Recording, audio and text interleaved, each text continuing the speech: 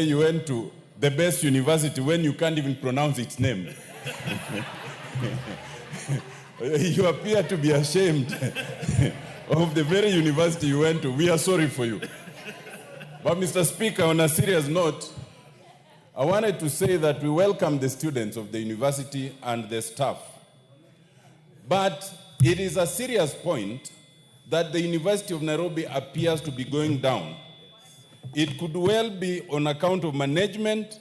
It could well be on account of political interference. It could well be on any other account. Mr. Speaker, I think this is a point that the Education Committee needs to take up, because it is a very bad sign when the University of Nairobi keeps having scandals and issues on the newspapers all the time. It will cause us to, remove the prefix there before the university, and we cannot afford to do that. Thank you, Mr. Speaker. I think everybody here has something to say. Let me close with Carolo Mondi. Did you also go to the university? I was trying to remember my admission number. Right, Honorable Speaker. I attended the University of Nairobi Faculty of Law. Honorable Speaker, I also joined my colleagues in welcoming the students of the University of Nairobi. And also want to acknowledge that on 26th May 2025, GPR 3104, Social Foundations of Law and Development, this is an examination done this week. They actually by yours truly, Karoli Omondi, which is proposing that at points of payments for sale of goods and services, cash option be made mandatory. And the question was, having read the bill, they said, discuss the functions of law reform in light of the above passage. Drawing illustrations from the passage, discuss the relationship between law, reform, and social change. 20 marks. But apart from that, Honorable Speaker, let me also say something and urge my colleagues here. The power of alumni. I think we need to come out as alumni of University of Nairobi and defend it, because there is political interference in the management of the University of Nairobi. It is not that those who are there are not able to run the university, but there is a bigger, more fundamental issue. And if you look at the history of this country, when the alumni of the University of Nairobi and Makerere and Dar es Salaam were the principal public servants, the standards were very high in public service and everywhere. That is documented in studies. Today, there is a problem. There is a problem. I don't want to go further than that, but Honorable Speaker, thanks for that. All of you who are members of the University of Nairobi alumni, if you start a movement, yours truly here will be part of it, to revive our university.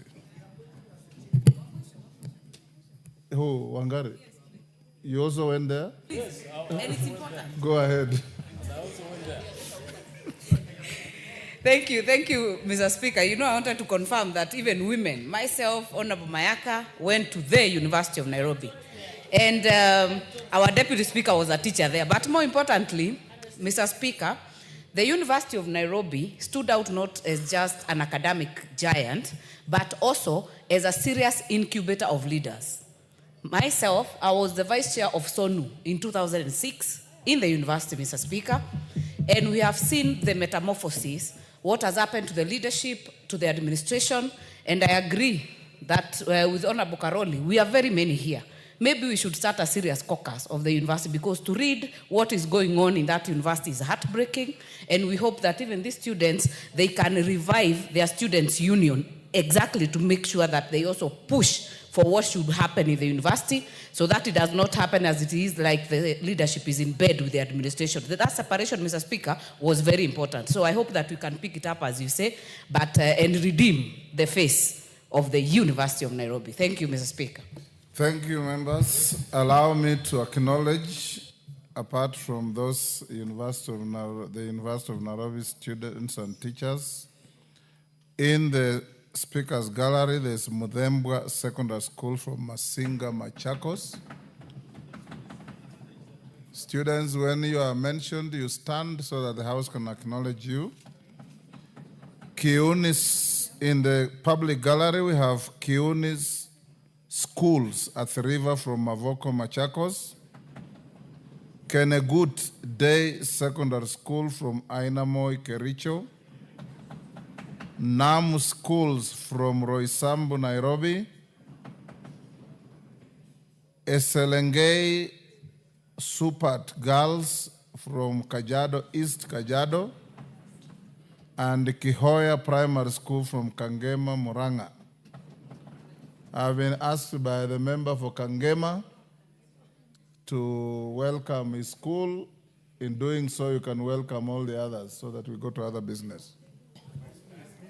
Okay, thank you, Mr. Speaker. I start to welcome the schools that have joined us in this parliament today. One thing I want to encourage them that this is a house that makes law for this country, and I want to assure them the best brain that we develop from their school, they can be able also to be part of this house. For Kehoya, I want to encourage them to continue doing better. That's the home for the business gurus in Nairobi. They do better in business, but also they can be able to perform even better in politics and also the economy of this country. Thank you, Mr. Speaker.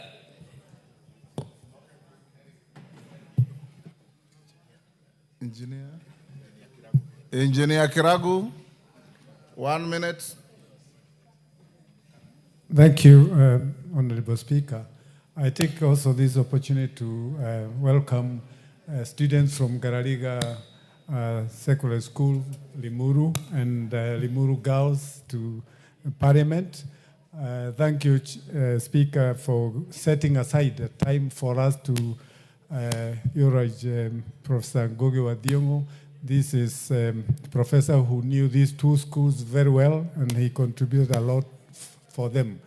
Mine is to request the students to work hard, that there is space in this country for them to grow their careers and for them to be recognized by this society. Thank you. Yes, the member wanted to recognize students from Kajiado.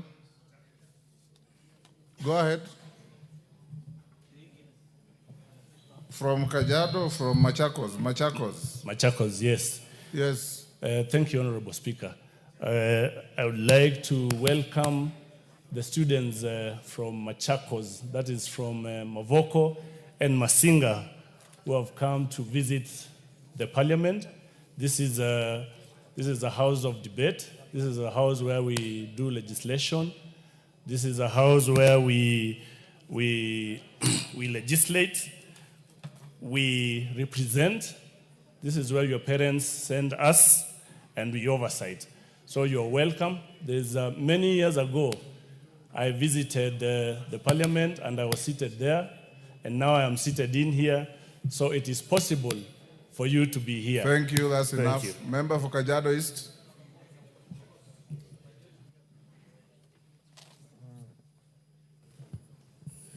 Thank you.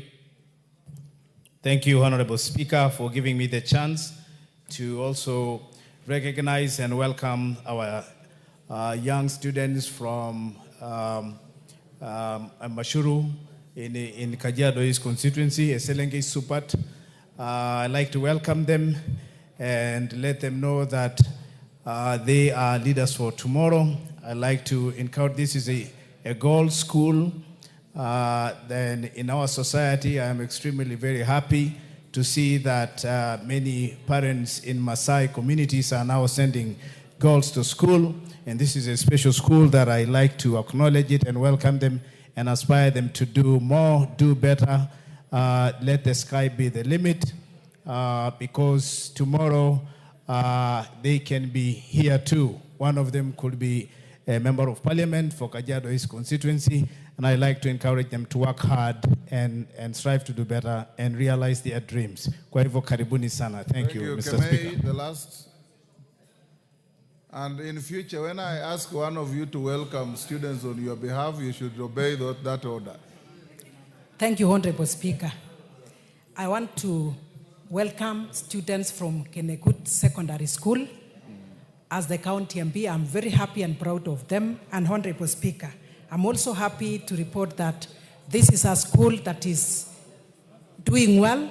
Students are disciplined, teachers are doing great.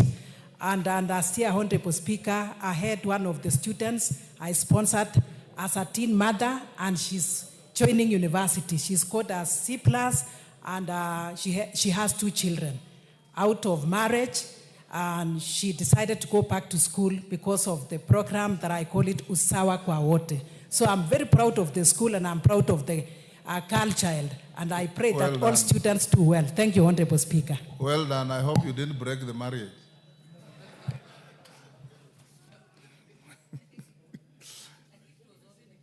Next order. Order number 3, messages. Order number 4, petitions. Order number 5, papers. Majority Leader.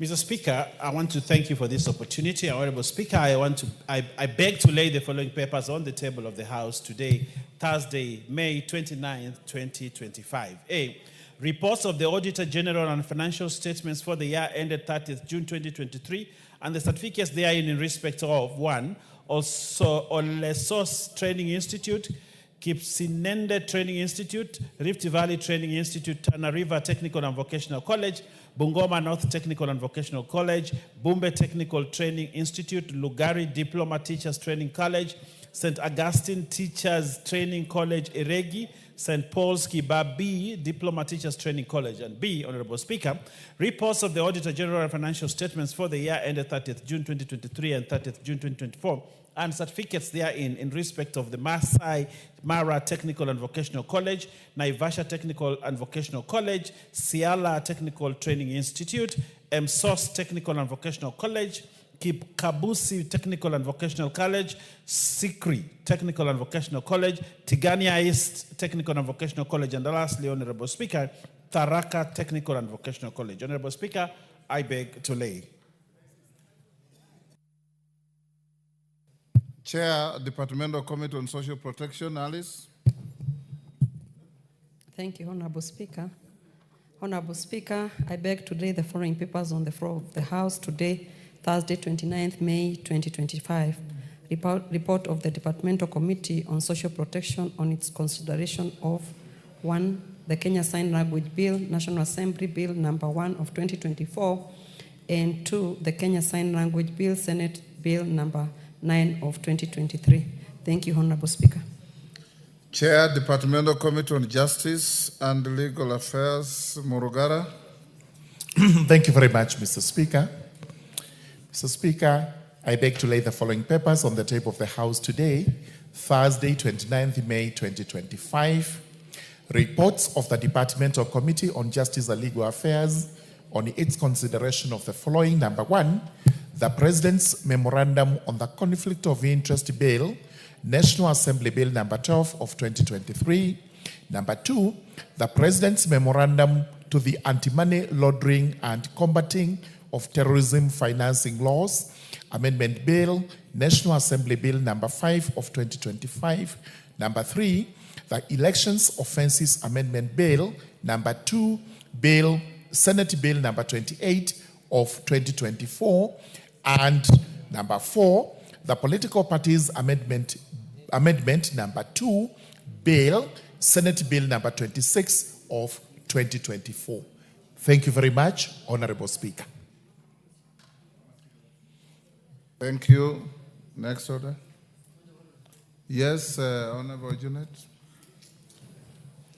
Mr. Speaker, I wanted to bring to your attention that before we went for the recess, you had given an indication that when we come back, there was this issue of the Supreme Court judgment on the operations of Parliament, on the bicameral Parliament.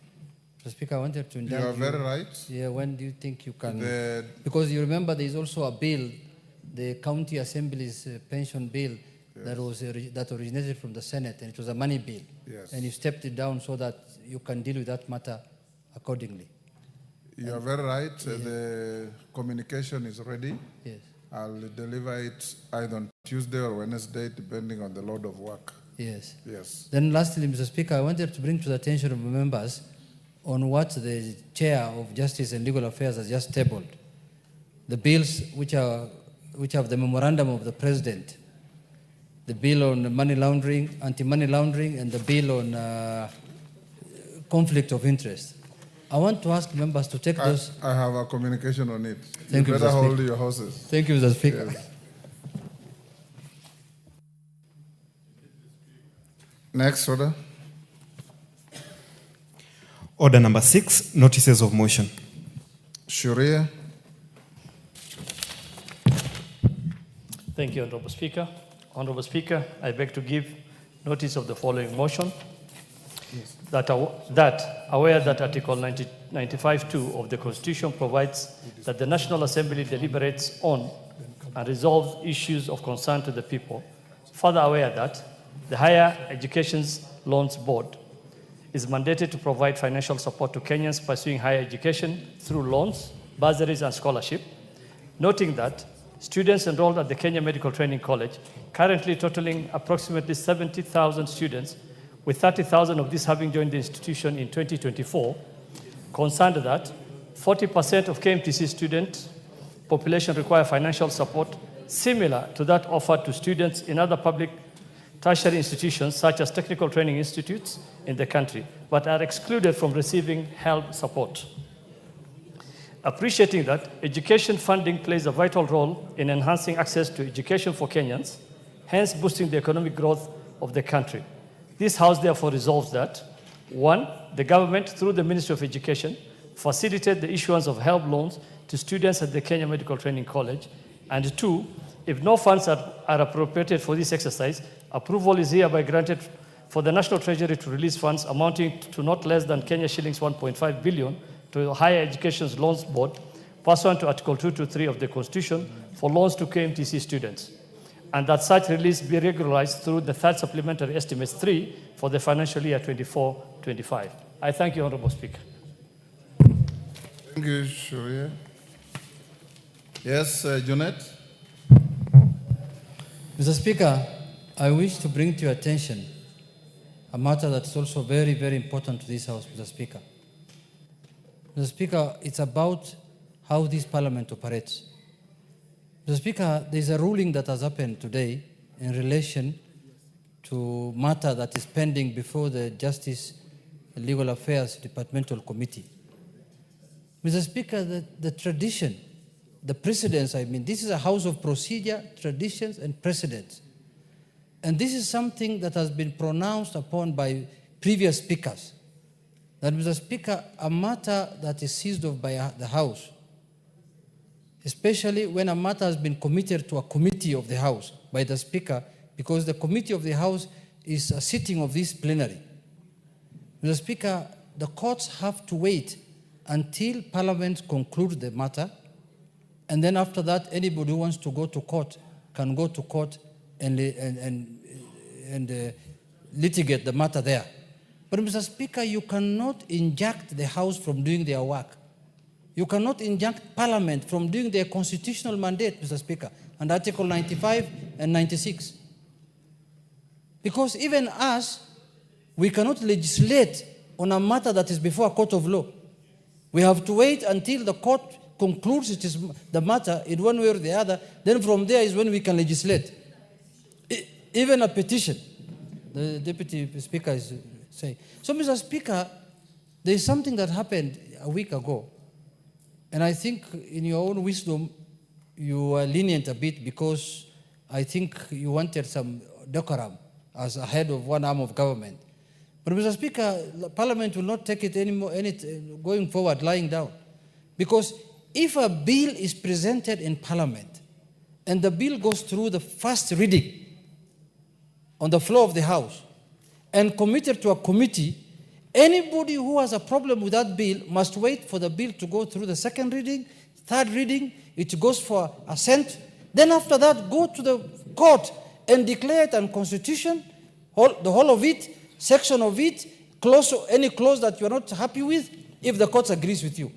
But if you want to inject Parliament before they do their work, then that means Parliament will not be able to operate in this country. So I'm happy that the judge has lifted the injunction today, but going forward, I'm giving judicial notice as a leader of this house that this house will not stop doing their work.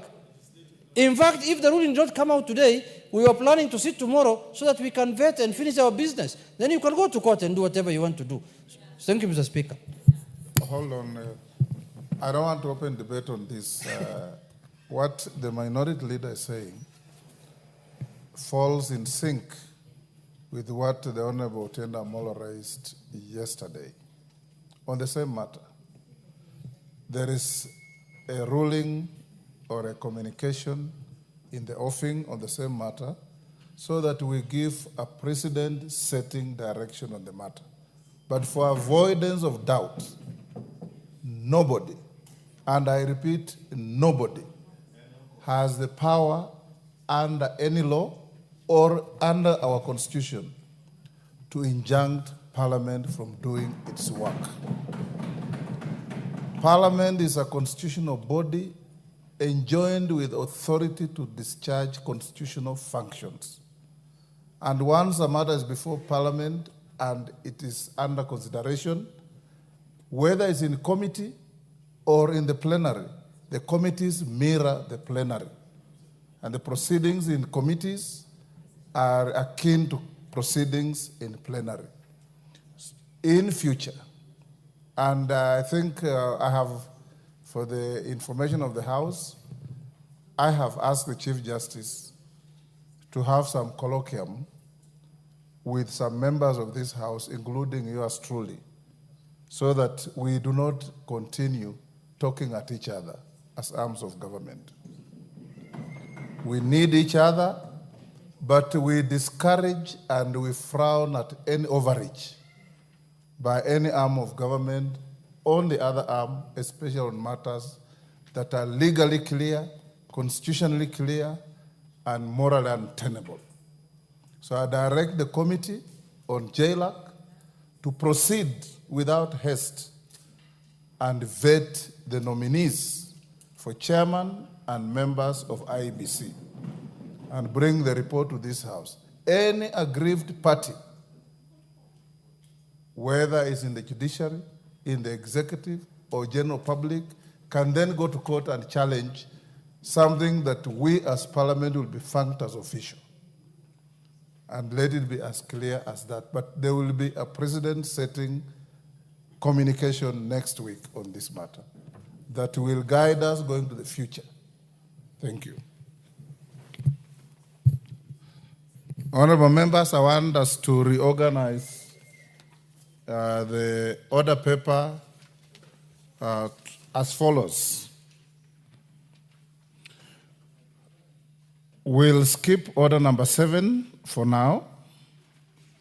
We'll skip order number 8 for now. We'll go to order number 9, and the reasons majority, minority leaders, and members of House business, you're aware. So I'll give you communication and direction on how to proceed with order number 9. Then thereafter you go to committee. And after committee, then we come back to statements and go to conclude order number 8 and carry on with the rest of the order. So call out order number 9. Order number 9, Committee of the Whole House. Before we go to the committee, honorable members, take your seats. Dan Wanyama, take your seat. Honorable members, I have a communication on the consideration of the President's reservation on the Conflict of Interest Bill 2023 and the Anti-Money Laundering and Combating of Terrorism Financing Laws Amendment Bill 2025. Honorable members, you recall that on Wednesday, 30th April 2025, I reported to this House a message from His Excellency the President notifying that in exercise of the powers conferred under Article 115(1)(b) of the Constitution, the President had referred the Conflict of Interest Bill, National Assembly Bill number 12 of 2023 and the Anti-Money Laundering and Combating of Terrorism Financing Laws Amendment Bill, National Assembly Bill number 5 of 2025, back to Parliament for reconsideration. I did refer the memorandum containing the President's reservations to the two bills of the Departmental Committee on Justice and Legal Affairs for consideration. I also advise that the consideration of the President's reservations to the bills by the committee and indeed the whole House shall, insofar as necessary, be guided by the Speaker's communication of 28th July 2015 on the consideration and scope of the President's memorandum. Honorable members, the committee has since laid on the table of this House its report on the consideration of the President's memorandum to the two bills. With respect to the Anti-Money Laundering and the Combating of Terrorism Financing Laws Amendment Bill 2025, the committee has recommended that the House concurs with the President's reservations to the bill, albeit with amendments. Article 115 of the Constitution empowers the House to propose amendments to the President's reservations, either fully accommodating them or not fully accommodating the reservations. Where proposed amendments fully accommodate the President's reservations, the amendments only require to be supported by a simple majority of the members of the National Assembly present and voting. Conversely, where such amendments do not fully accommodate the President's reservations, the amendments require to be supported by a 2/3 majority of members of the National Assembly to be carried. I have determined that the amendments proposed by the Departmental Committee on Justice and Legal Affairs to the President's reservations to the Anti-Money Laundering and Combating of Terrorism Financing Laws Amendment Bill 2025 do not fully accommodate the President's reservations. In this case, the threshold must be realized for the amendment to be carried. Otherwise, the House will be deemed to have concurred with the President's reservations to the bill. In other words, if it's called to the vote, whoever wants to carry the amendment must garner a supermajority for the amendment to be carried. 2/3 of the House, not present and voting. 2/3 of the whole House, regardless of who is here, including Honorable Kuimburi, must be counted.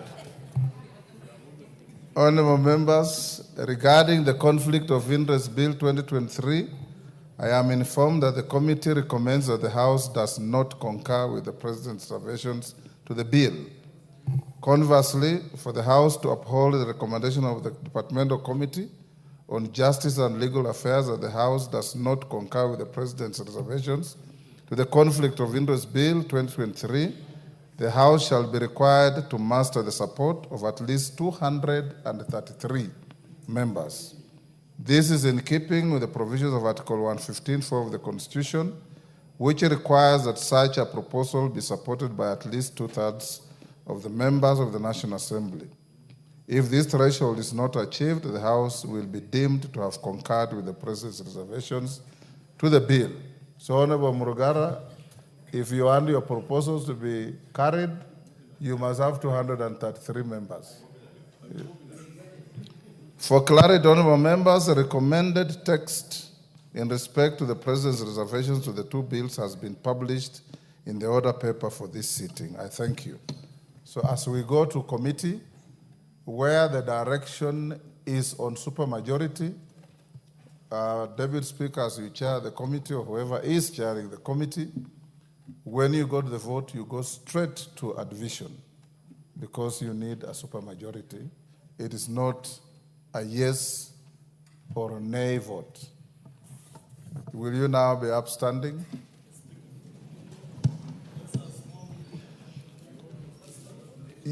Order, members, hold on, Sergeant. What is it, Wamboka? Sergeant, retreat. Take your seats, members. What, on the same issue? I will just seek your guidance. Yes. It looks like it's an ambush on us. It is not. Because what if we reorganize ourselves and put this matter to next week so that we organize ourselves with regard to numbers, especially on the conflict of interest thing? Because that Honorable Speaker, affects us. So, because you are part of this, you are MP number 1, I would beseech you that we were not prepared for this. You stepped down this, and I'm telling you we will hit 100% next week. Order, Wamboka. As members of this House. On standing order number 30. Order, as members of this House, you must be like the good soldier Sheikh from Poland, who was 24 hours ready for combat, anytime, anywhere. And that's what you should be. This is not an ambush, because I told you that this matter was already ruled on by previous speakers in 2015. So it's not something new. So I encourage you to go into committee, and you'll be upstanding now.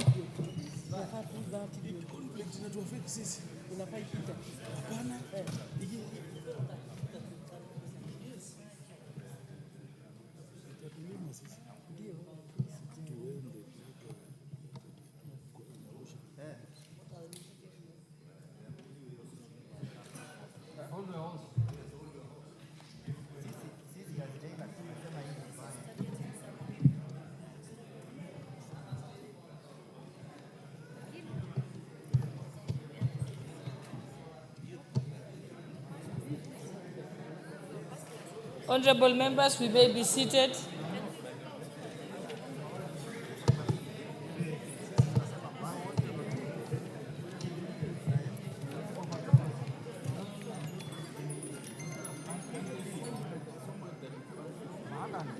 Somebody will go to court, don't worry. Somebody will go to court.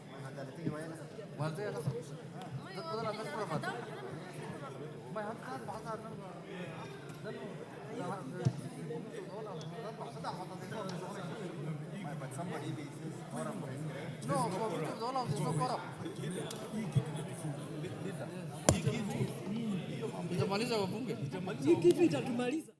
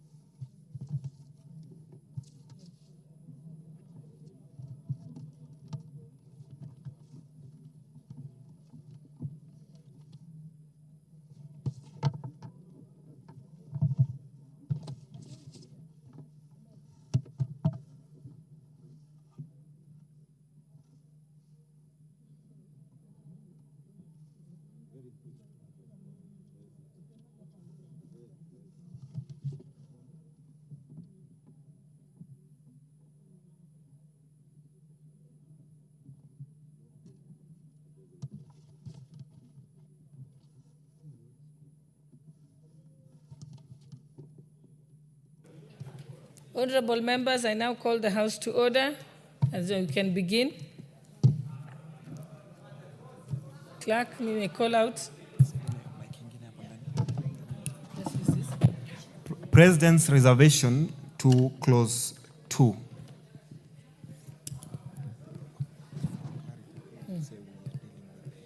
Honorable members, we are dealing with the just hold on. Honorable members, we are dealing with the Conflict of Interest Bill, National Assembly Bill number 12 of 2025. And we are considering the President's reservations. President's recommendation to clause 2. No, you said clause 2, it's clause 3. It's clause 2? Oh. I propose the question that the President's recommendations to Clause 2 be considered. Mover? Majority Leader? Thank you, Chair. I beg to move that the President's reservation in Clause 2, as it is in the reservation memorandum and on the order paper, be adopted as it is. And Honorable Speaker, just to ease members' concerns, Clause 2 included the definition of family and a relative. And initially the bill was very wide. If the Let him Honorable complete. He hasn't completed moving. What are you going to have a point of order about? Let him complete moving. Proceed. I was explaining to Honorable Amboka that initially the bill had a very broad definition of family and relative. And in the President's definition, that has been restricted to family to mean your spouse, dependent child, a parent, or spouse of a public officer. And relative has been restricted to just to mean a person who is related to a public officer by birth, marriage, adoption, or affinity. Before that, it went all the way to your great aunt, great uncle, first cousin, nephew, niece, husband, wife, grandfather, grandmother, grandson, granddaughter, father-in-law, mother-in-law, son-in-law, daughter-in-law, sister-in-law, all that. But all that now has been truncated in the President's memorandum, and therefore beg to move. Honorable members, I propose the question that Clause 2 be amended as recommended by His Excellency the President. There is no debate? We proceed. Honorable members, I put the question that Clause 2 be amended as recommended by His Excellency the President. Will as many as of that opinion say aye? Aye. Will as many as of those of the contrary opinion say nay? The ayes have it. No, you should say the nays. Let's get to, we have not even begun. Okay, I declare that the ayes have it. President's recommendation to Clause 5. Madam Speaker, Madam Chair, honestly, you're being unfair. I propose the question that the President's recommendation to Clause 5 be considered. Point of order, Madam Chair. Point of order, Madam Chair. It is within my right to make a point of order. Procedurally, not. Yeah, Honorable Speaker, maybe just for Honorable Amboka to understand that when you want to raise a point of order, we have very good gadgets here that you put your card, request the Speaker, and do that, not shouting from your seat.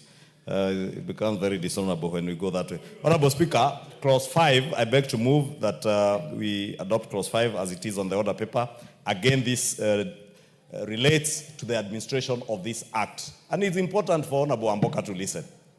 Because what I am saying is very important to you.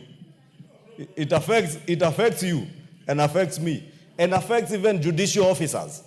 Because this clause said the act was to be administered by the Ethics and Anti-Corruption Commission, and the National Assembly and Senate had, in the mediated version, had adopted a version that would have this act being administered by the Ethics and Anti-Corruption Commission and by reporting authorities. Reporting authorities in this case would have been for you and for me, the Parliamentary Service Commission. And for judicial officers, it means that judicial officers would have reported to their reporting authority, which would have been the Judicial Service Commission. And that is a practice as it has been. But now the Act proposes, and the President's memorandum proposes, that now the entire Act shall only be administered by the Ethics and Anti-Corruption Commission. Therefore, our judicial officers now have to submit their declaration of wealth to the Ethics and Anti-Corruption Commission. And the same with you. This is to enhance transparency and accountability and help in the fight against corruption, Honorable Speaker. And it is very important, Honorable Speaker. Therefore, judicial officers must now take note. All judicial officers, from magistrates to officers working in the judiciary, all the way up to the Chief Justice, they now report to the Ethics and Anti-Corruption Commission on matters relating to conflict of interest. That is very important, Honorable Speaker, and I beg to move. Honorable members, I propose the question that Clause 5 be amended as recommended by His Excellency the President. Yes, Honorable Jeanette.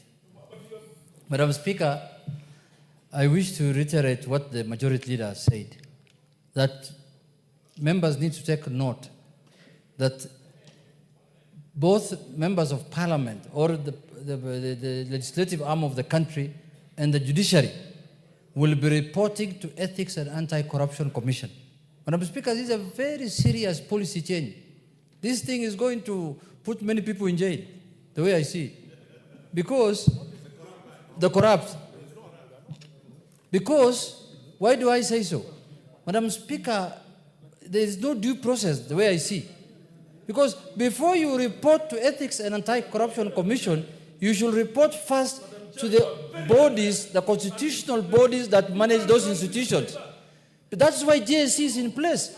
That is why Parliamentary Service Commission is in place. So, Madam Speaker, this memorandum is trying to propose that the constitutional powers of those organs created by the Constitution itself are usurped now by Ethics and Anti-Corruption Commission. Another commission, just like Judiciary Service Commission and just like Public Service Commission. Me, I am passing this bill here. But this one, I'm telling the judiciary, they're under attack. They must suspend this one once it is entered to Paramoja.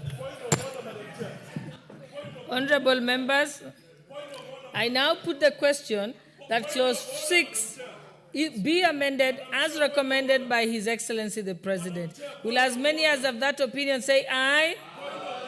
Will as many as of the contrary opinion say nay? The ayes have it. President's reservation to clause 6.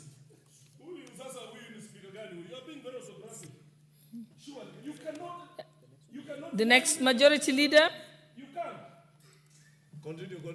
Go to clause number 8. Honorable Speaker, Honorable Chair, I beg to move that clause 6 be amended for as is on the order paper. Again, Honorable Speaker, this relates to just functions of the Commission, and in this reference, again, is the EACC Commission. And I beg to move. Honorable members, I propose the question that clause 6, that the President's recommendations as, no, Honorable members, let me repeat that. I propose the question that the President's recommendations to clause 6 be considered.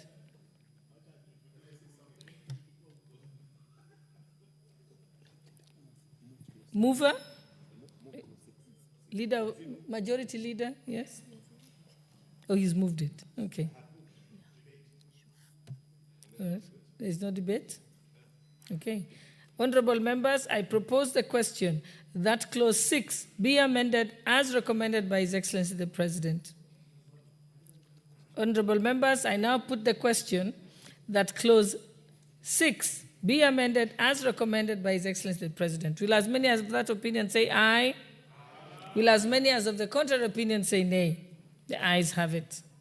President's reservation to clause 8. Honorable members, I propose the question that the President's recommendations to clause 8 be considered. Mover? Honorable Speaker, I beg to move that clause 8 be amended as it is on the order paper and as per the President's reservations. And Honorable Speaker, this relates to instances where a public officer may be construed or may be seen to be in conflict of interest. And in the mediated version, we had removed part C, which says that the public officer has a public officer will be in conflict of interest if that public officer has private interest that could conflict with the duties of the public officer in future. And Honorable Speaker, the President has reinstated that particular section, and I beg to move. Honorable members, I propose the question that clause 8 be amended as recommended by His Excellency the President. May I put the question? Okay, Honorable Murugara. Thank you.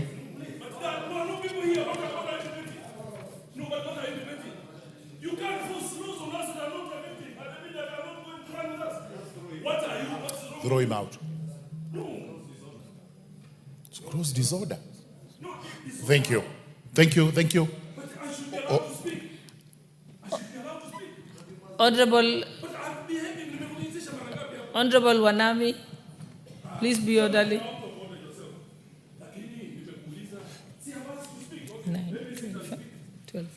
Yes. Honorable Speaker. Yes, Honorable Murugara. Honorable Speaker, the reservation which has actually been brought to us may be valid to some extent, but we wish to note that it applies to duties that the public officer may actually have in the future. Again, this is for everybody to note, and it's subject to debate, which debate we are doing now. Thank you, Honorable Chairperson. Honorable members, yes, Honorable Jeanette.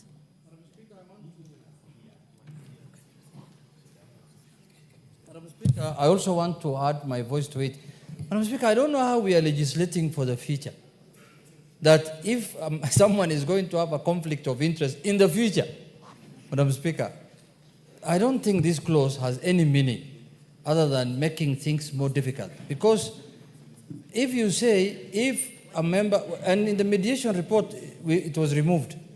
Now we are saying in the future, if somebody is going to have a conflict of interest, how will you know whether he's going to have a conflict in the future or not? You are not God. How will you know? Madam Speaker, this one, we disagree, but it is a present memorandum. So are you calling for a division? Honorable members, I now put the question that clause 8 be amended as recommended by His Excellency the President. Will as many as of that opinion say aye? Aye. Will as many as of the contrary opinion say nay? The ayes have it. President's reservation to clause 12.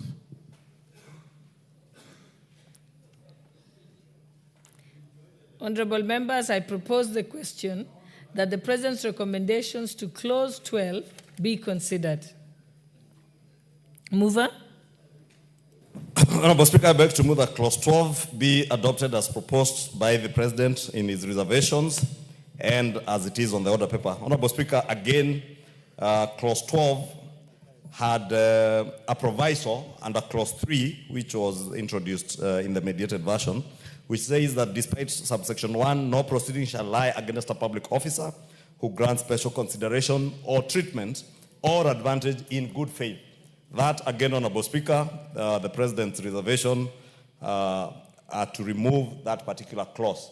And that, Honorable Speaker, is the issue we had raised during debate, that should you extend a favor to somebody on account of maybe age. People are queuing at the airport. There's a very elderly person, and on account of their age, a public officer allows them to jump the queue. That cannot constitute conflict of interest, whether or not they know that person. But in the President's wisdom, he thinks we should not have that, and therefore that has been deleted. I beg to move. Honorable members, I propose the question that clause 12 be amended as recommended by His Excellency the President. May I put the question? Honorable members, I now put the question that clause 12 be amended as recommended by the President. Will as many as of that opinion say aye? Aye. Will as many as of the contrary opinion say nay? The ayes have it. President's reservation to clause 16. Honorable members, I propose the question that the President's recommendations to clause 16 be considered. Mover. Honorable Speaker, I beg to move that clause 16 be amended as proposed by the President in his memorandum of reservations and as it is on the order paper. Again, Honorable Speaker, this relates to clause 3A. That says where a public officer has knowledge that a family member or a relative has accepted a gift or favor under subsection 1, the public officer shall within 48 hours of such knowledge, or if not on duty within 48 hours of resumption of duty, make a declaration of the acceptance giving sufficient details of the nature of the gift or favor accepted, the donor, and the circumstances under which it was accepted for purposes of assessment of potential conflict of interest. Again, Honorable Speaker, the House, in our wisdom, we had created this proviso because I may not know. For instance, Mzee Ishongwa in Kikuyu now might be receiving a goat from a neighbor. And if I do not go to my father's house today or tomorrow within 48 hours, my father is my relative. I could be construed to be in conflict of interest because my father or a relative received a gift and may be construed to be on my behalf, and I don't report it within 48 hours. But again, as I have said, and many of us, including our judicial officers, Honorable Speaker, work in places away from many of our relatives. Your relatives in the village may receive gifts and probably receive a gift when you're a judge or a magistrate. You must be very careful, especially if you're a judge, that if your grandfather in the village receives a gift from somebody who has a matter before you or a matter in court, it may be construed to be conflict of interest. And therefore, Honorable Speaker, that is what the House had sought to clarify. But again, in the wisdom of EACC and the President, they think we should bring that back. And therefore, you will be now contravening this section, and you will be committing an offense if you do not make that declaration. I beg to move. Honorable members, I propose the question that clause 16 be amended as recommended by the President. Yes, Honorable Junet. Madam Speaker, it must go on record that we oppose this memorandum. Madam Speaker, considering these two clauses, the last one that just passed and this one, you can see this bill is not a Kenyan bill, honestly, because it's an affront to all African cultures and values, saying that if your relative who is living far away from where you stay receives a bag of bananas from another person as a gift, or a bag of cassava, and you don't declare, then you have a conflict of interest case to answer. If you do a favor to an elderly person in a queue, in good faith, then there's a conflict of interest. Madam Speaker, Madam Chair, you can see this bill and clauses are alien to our country. Whichever intentions it wants to achieve, let's pray to God that it might not. I can see Owen Bayer in jail, the way he's sitting next to me. I can just see. I propose the question that clause 16 be amended as recommended by His Excellency the President. Honorable members, I now put the question that clause 16 be amended as recommended by His Excellency the President. Will as many as of that opinion say aye? Will as many as of the contrary opinion say nay? The ayes have it. President, reservation to clause 17. Honorable members, I propose the question that the President's recommendations to clause 17 be considered. Chair, Leader of Majority, mover. This is 18. 17. Honorable Speaker, I beg to move that clause 17 be amended as it is on the order paper and as the President's reservations. Again, the reservations, Honorable Speaker, related to the reporting authorities maintaining a register of gifts received. We had said gifts received by public officers serving in the reporting entity. Now the President's reservations have added the word any person, that it is gifts received by any person serving in the reporting entity, not just public officers. Even if you are not a public officer and you are serving in the reporting entity, you must declare those gifts. Honorable Speaker, I beg to move.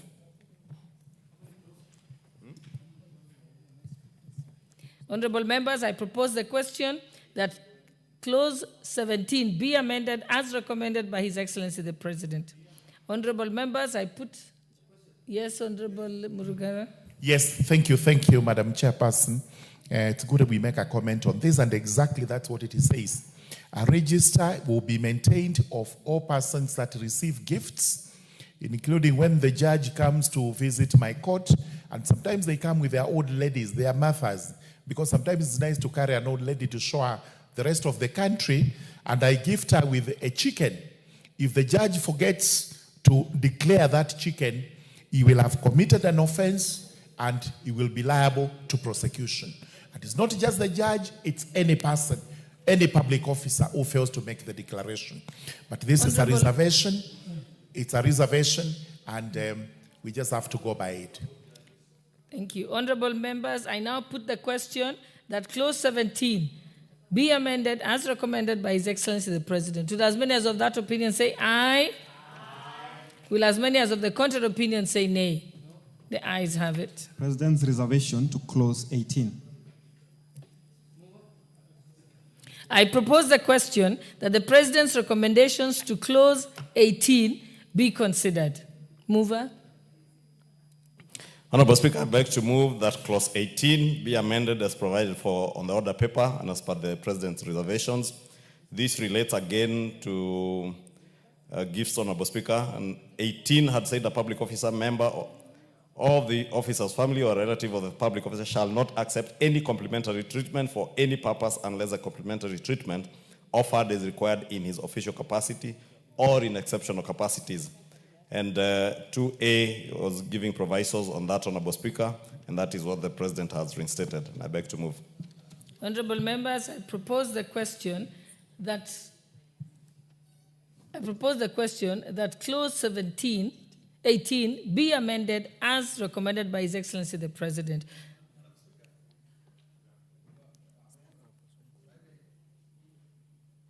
Yes, Honorable Sunkuli. Sorry, I can't get the mic. Yeah, Madam Speaker, as the Honorable Junet, the minority leader, has said, actually, in real sense, in spirit and in all else, we actually do not find these reservations to be justified. You know, when this thing talks about relative, the definition of relative is so large. It is not a registrable interest. I don't even know some of the people, I don't even know who my great nephews are. They have enlarged it so much that it's the whole world that you're going to be responsible for. I think myself that there must be a way, and if this House passes it, maybe we have to go to pray that it does not actually become the law of this country. Honorable members, I now put the question that clause 18 be amended as recommended by His Excellency the President. Will as many as of that opinion say aye? Aye. Will as many as of the contrary opinion say nay? The ayes have it. President's reservation to clause 20. I propose the question that the President's recommendations to clause 20 be considered. Majority Leader, mover. Honorable Speaker, I beg to move that the President's reservations, as per the memoranda and as stipulated on the order paper, be approved.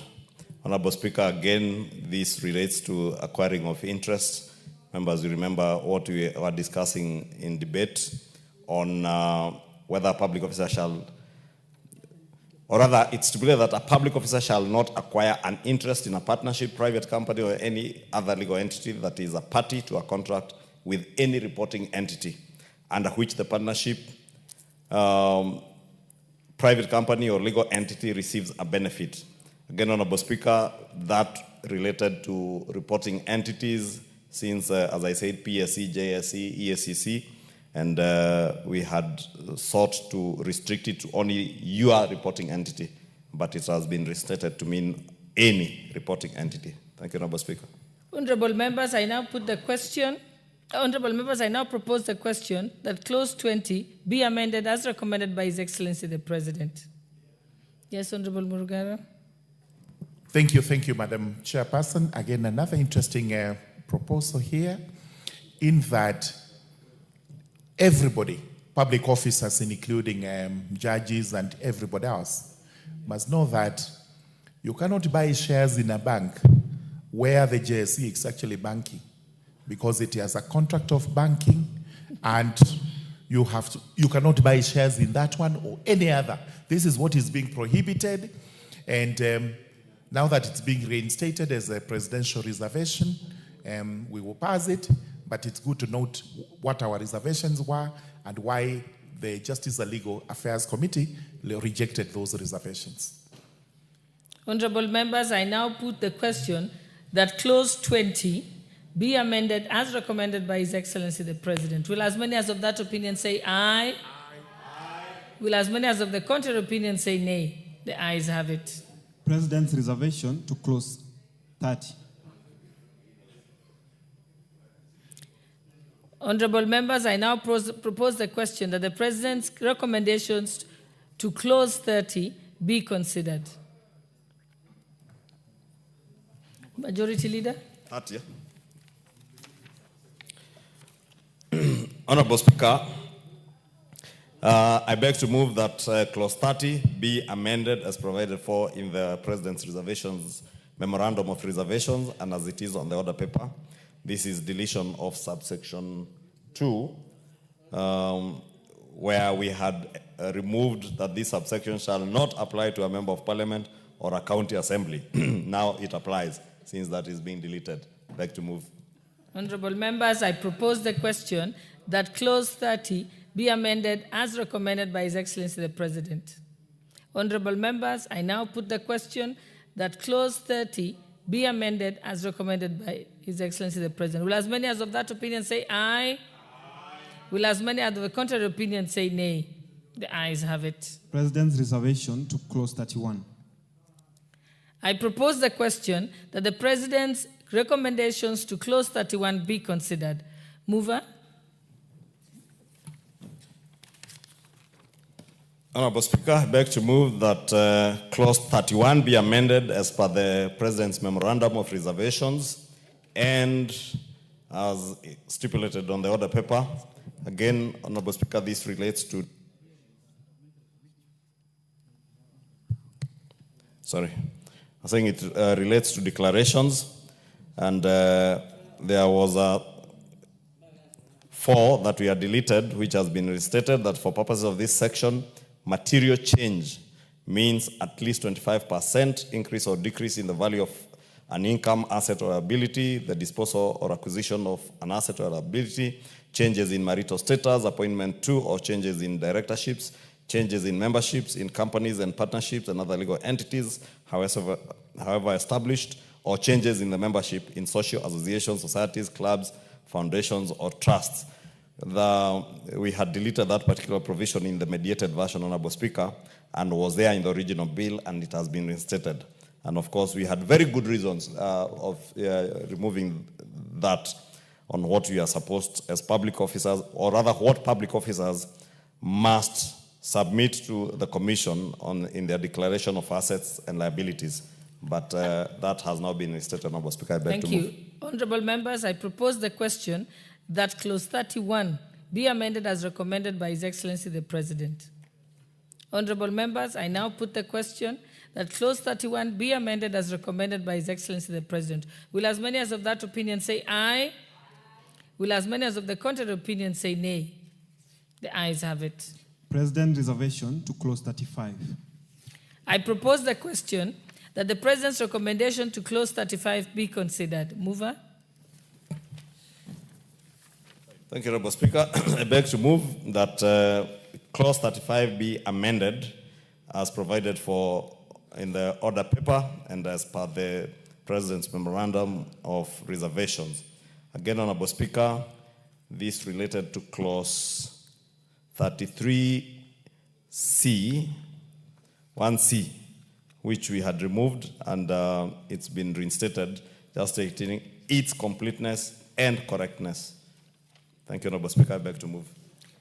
Honorable members, I propose the question that Clause 35 be amended as recommended by His Excellency the President. Honorable members, I now put the question that Clause 35 be amended as recommended by His Excellency the President. Will as many as of that opinion say aye? Aye. Will as many as of the contrary opinion say nay? The ayes have it.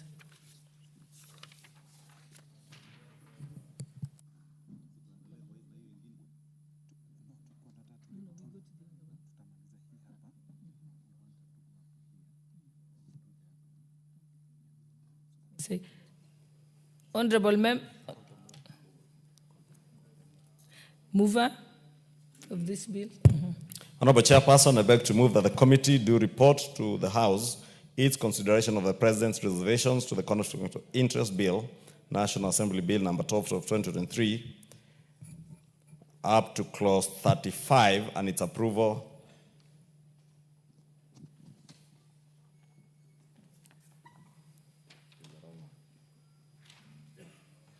Just read as set out. Sorry, Honorable Speaker, the clerk had given me the wrong one. Honorable Chairperson, I beg to move that the committee do report to the House its consideration of the President's reservations to the Conflict of Interest Bill, National Assembly Bill number 12 of 2023, and its approval thereof without amendments. Honorable members, I now put the question, which is that the committee do report to the House its consideration of the President's reservation to the House, reservation to the Conflict of Interest Bill, National Assembly Bill number 12 of 2023, and its approval thereof without amendments. Will as many as of that opinion say aye? Aye. Will as many as of the contrary opinion say nay? The ayes have it. We'll now move to the next one, which is consideration of the President's reservations to the Anti-Money Laundering and Combating of Terrorism Financing Laws Amendment Bill, National Assembly Bill number 5 of 2025.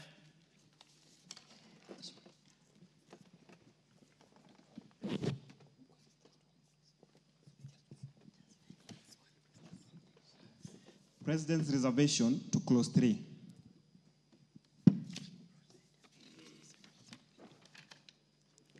I now propose the question that the President's recommendations to clause 3 be considered. Mover. Thank you, Honorable Speaker. I beg to move, Honorable Speaker, that the President's reservations to clause 3, subsection 2, be amended as provided for on the order paper and as per the President's memorandum of reservations.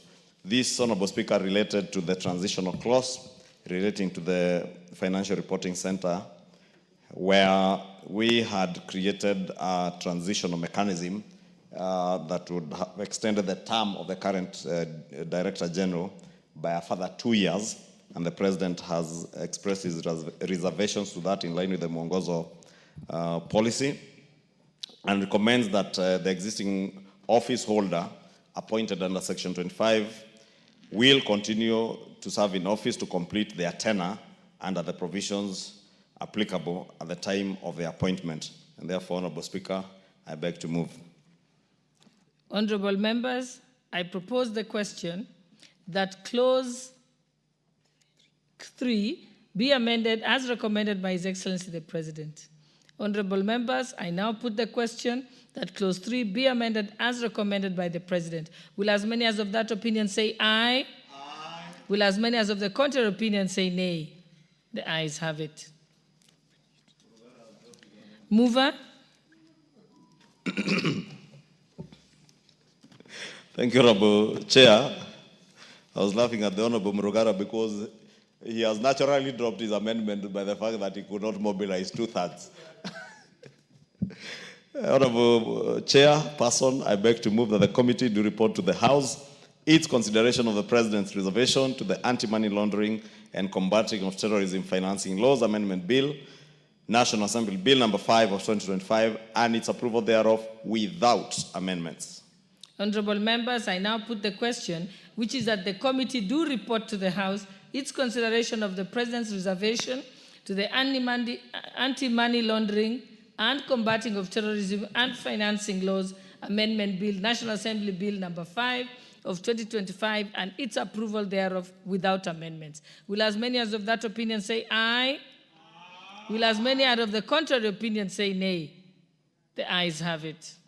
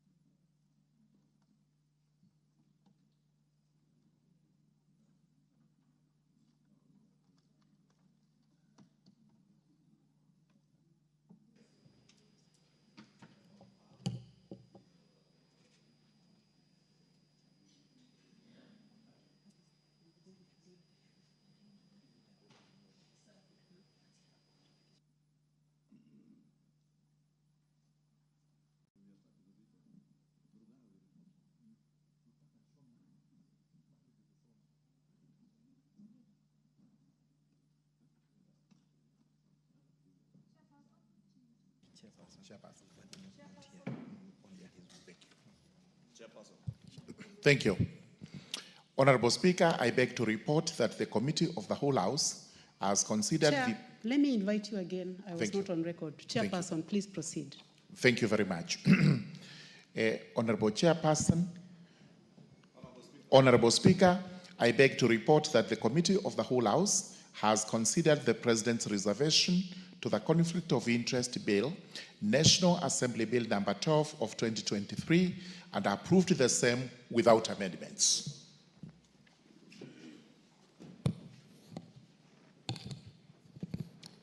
Mover of the bill, the Majority Leader.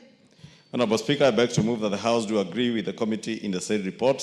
I also request Honorable Dorothy to second the motion for agreement with the report of the Committee of the Whole House. Honorable Dorothy, please proceed. Thank you, Honorable Speaker. I do second the report. Thank you. Thank you very much.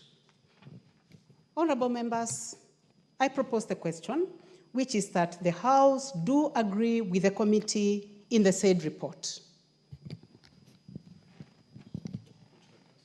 Let me put the question. Will as many as have that opinion say aye?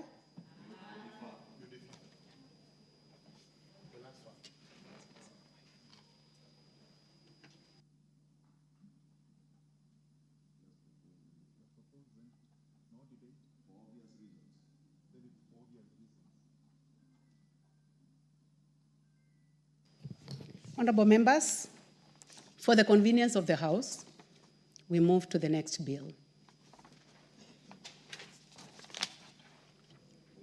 Move. Chairperson of the Committee of the Whole or the representative. It is now conflict.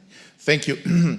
Honorable Speaker, I beg to report that the Committee of the Whole House has considered the President's reservations to the Anti-Money Laundering and Combating of Terrorism Financing Laws Amendment Bill, National Assembly Bill number 5 of 2025, and approved the same without amendments.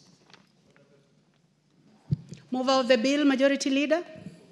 Honorable Speaker, I beg to move that the House do agree with the committee in the said report. I also request the Honorable Phyllis Bartow, Professor, to second the motion for agreement with the report of the Committee of the Whole House. Thank you very much, Majority Leader. Honorable members, I propose the question. May I please have a seconder? Madam Speaker, I second. Thank you very much, Professor. Honorable members, I propose the question, which is that the House do agree with the committee in the said report. Honorable members, for the convenience of the House, I defer putting of the question. Next order.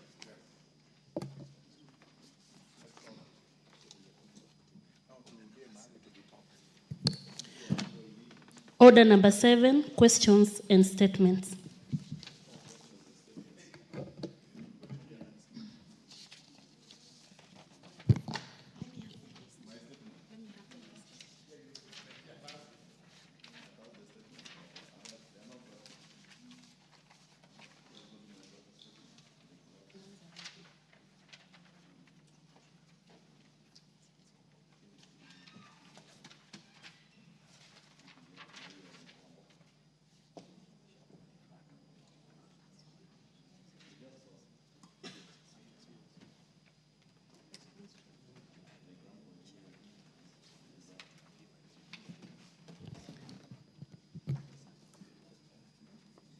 Majority Leader, I see you are on your feet.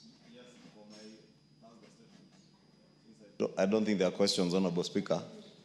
Yeah, after dropping some of the questions, what we have is responses to statements. So, Majority Leader, you may proceed with your... Thank you, Honorable Speaker. Honorable Speaker, on behalf of the House Business Committee, and pursuant to the provision of Standing Orders 44.2a, I rise to give the following statement on prioritization of business for consideration during the week. Honorable Speaker, I wish to officially welcome back members from the short recess I hope we have all come back invigorated, in readiness to perform our roles in what promises to be a very busy part of the fourth session. I further urge committees with priority business pending before them to expedite consideration and submission of reports to the House so as to enable the conclusion by the House within the set timelines. Honorable Speaker, with regards to business scheduled for Tuesday next week, the House is expected to consider in second reading the Learners with Disabilities Bill, Senate Bill number 4 of 2023, and the National Cohesion and Integration Bill, National Assembly Bill number 74 of 2023, should they not be concluded today. Additionally, Honorable Speaker, debate will be undertaken on the following motions should they not be concluded in the course of business today. One is consideration of sessional paper number 7 of 2024 on the National Sanitation Management Policy. Two is consideration of the Comprehensive Economic Partnership Agreement between the Republic of Kenya and the United Arab Emirates. And three is report on the ratification of the agreement on fisheries subsidies. Honorable Speaker, as members will recall, you issued a communication on the priority business that will come before the House during this part of the session, notably relating to the budget process. As such, members will note that the general debate on the budget estimates of revenue and expenditure for the financial year 2025-2026 will be prioritized once the Budget and Appropriations Committee tables its report. And Honorable Speaker, I can report they have been very busy this week in their retreat finalizing on this. This will be followed by prioritization of other budget-related business, including the Committee of Supply on the estimates, the Finance Bill 2025, and the Appropriation Bill 2025. I therefore wish to urge members to be available in the House and committees and to actively participate when this important time-bound business is brought before the House for consideration. Honorable Speaker, in accordance with the provisions of Standing Order 42A5 and 6, I wish to convey that the Cabinet Secretary for Roads and Transport is scheduled to appear before the House on the afternoon of Wednesday, 4th June 2025, to respond to the following questions. Question number 013 of 2025 by the member for Vihiga County, the Honorable Beatrice Adagara MP, regarding the status of construction of the Shamahoho Gitambai Road. 2. Question number 014 of 2025 by the member for Ruiru, the Honorable Simon Kingara MP, regarding the processing of the smart driving licenses in the country. 3 is question number 015 of 2025 by the member for Teso South, the Honorable Mary Emase MP, regarding the rehabilitation and maintenance of the Busia Malaba Road. 4 is question number 053 of 2025 by the member for Moiben, the Honorable Professor Phyllis Barto MP, regarding the commencement of construction works on the Tachasis, Chebiemit, Ainet, Chebarus, and Riadha roads. 5 is question number 054 of 2025 by the member for Kinango, the Honorable Gonzi Rai MP, regarding the current condition of Kinango Mariakani Road, C107, and the impact of the recent rains on its deterioration. And finally is question number 057 of 2025 by the member for Naivasha, the Honorable Jane Kihara, regarding compensation of landowners for land acquired by the Kenya Railways Corporation for the construction of the standard gauge railway and the metric gauge railway. Finally, Honorable Speaker, the House Business Committee will reconvene on Tuesday, 3rd June 2025 to schedule business for the rest of the week. I now wish to lay this statement on the table of the House, and thank you, Honorable Speaker.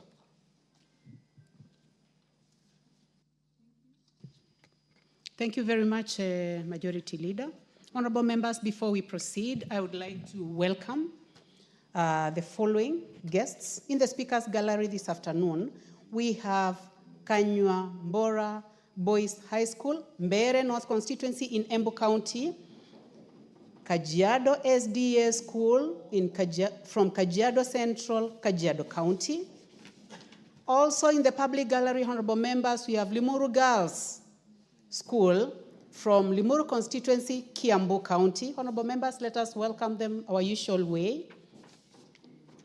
We also have in the public gallery this afternoon, Mara Christian High School from Narok West, constituency Narok County, Dururumo High School, Laikipia West, constituency Laikipia County, and Mount Kenya Academy, Nyeri Town, constituency in Nyeri County. And on behalf of all those students, I would like to ask our nominated member of UDA, kindly proceed to welcome our students in the house.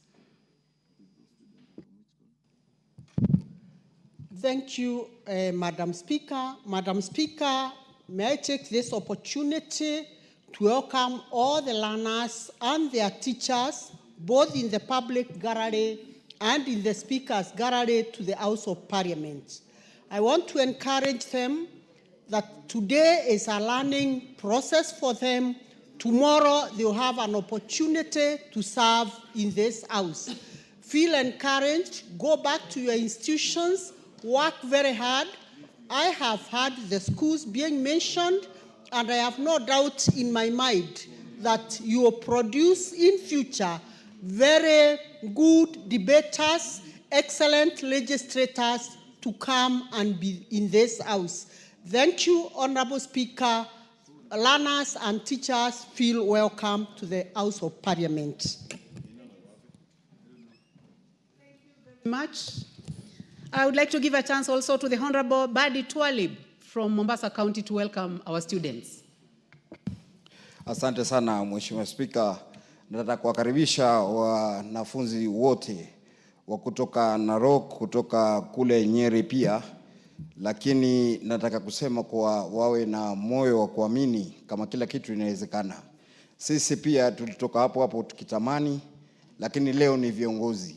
Kwa hivyo pia wao naambia wasome kwa bidii, na wao pia wanaweza siku moja kuwa majority leaders kama Kimani Chungwa, na vile vile kuserve katika parliament hii mara 3 kama Mheshimiwa Badi Twalib. Thank you very much. Asante. Asante sana Mheshimiwa Badi Twalib kutoka Mombasa. The Honorable Majority Leader would like you to welcome these students. Thank you, Honorable Speaker. Allow me also to welcome the students from Mara Christian School in Narok West, Durumo High School in Laikipia West, and Mount Kenya Academy in Nyeri. And at least, Honorable Speaker, I couldn't fail to notice that all the students look extremely smart, and we welcome them to the National Assembly, where we sit to represent them, their parents, and all other Kenyans, oversight the government of the Republic of Kenya, and legislate on their behalf. And those who are here earlier did witness the legislative making process when we were in committee of the whole House on the 2 bills that we have considered with the President's reservations. Honorable Speaker, Mount Kenya Academy in Nyeri is one of the best performing schools around the central Kenya region, and which I know very many young people who have attended that school, even from my own constituency, and to encourage all these students to work hard, be disciplined, as we said yesterday during the prayer breakfast, that we encourage them as our children to continue being obedient, being disciplined students and young people in our country. They are indeed the future of our country, and we want to trust in God that they will grow up to be very responsible citizens of our country, whom we can vest the future of our country into, Honorable Speaker, and I welcome them to the National Assembly. Thank you very much, honorable members. Thank you, Majority Leader. Honorable members, we also have in the Speaker's Gallery this afternoon students from Kiboron Girls High School in Rongai constituency, Nakuru County, and students from Ganaria Girls High School from Limuru constituency in Kiambu County. On behalf of the substantive Speaker, on my own behalf, and on the behalf of the House, we welcome all of you to the House of Parliament.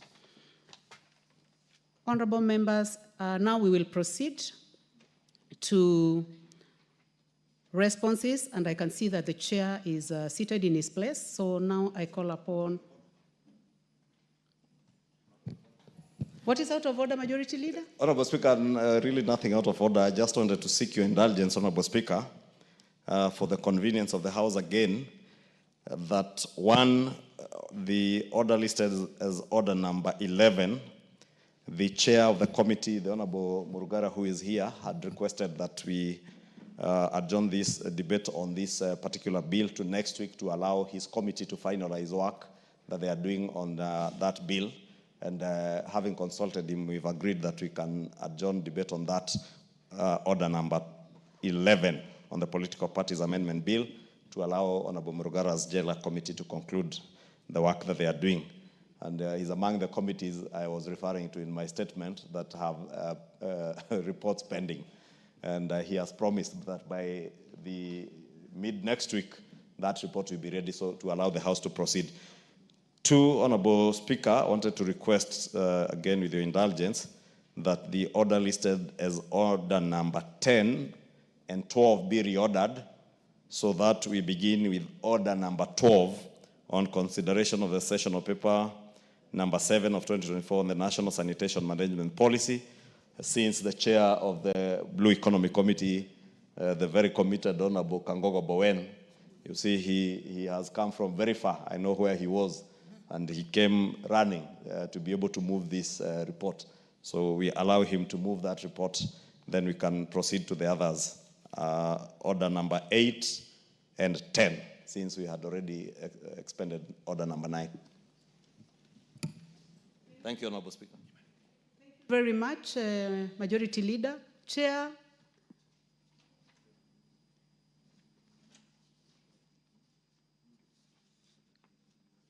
Chair, would you like to make a comment? Because I would like to make a ruling on this one. Chairman, Honorable Member for the Raka, the Chairperson. In respect of order number 11, I confirm that is the position. Kindly let it be stood down to next week. We will be ready with other reports that members will have read, and we will be able to debate the proposed amendments to the Act. Thank you very much. Thank you. Honorable members, I would like to assent to the request that has been made by the Majority Leader.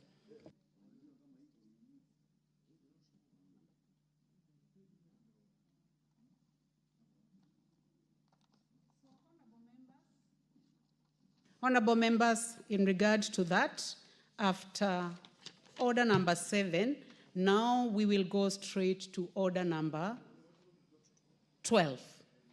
Thank you, honorable members.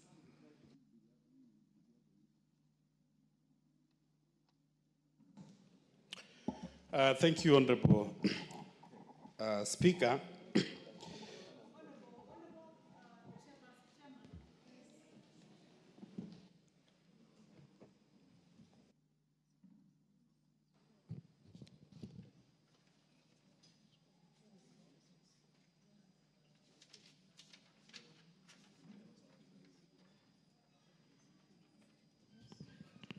Honorable members, before we go to the Honorable Kagogo, we'd like to go to statements. Honorable Tongoyo, please proceed. You can start with the first one. You have actually a long list. Thank you, Madam Speaker. It's true to what you said. I'm here ready with about 3 or so responses or statements. But I can only, Honorable Speaker, I need your guidance because I'm only seeing one member, a member for Kilgoris in the House. So maybe I can able to respond to his and probably the rest when the members are in the House. That we focus on responses for the members who are in the House. And in that case, for your 4 statements, the member who is in the House is the Honorable Julius Sunkuli, member for Kilgoris. So you may proceed.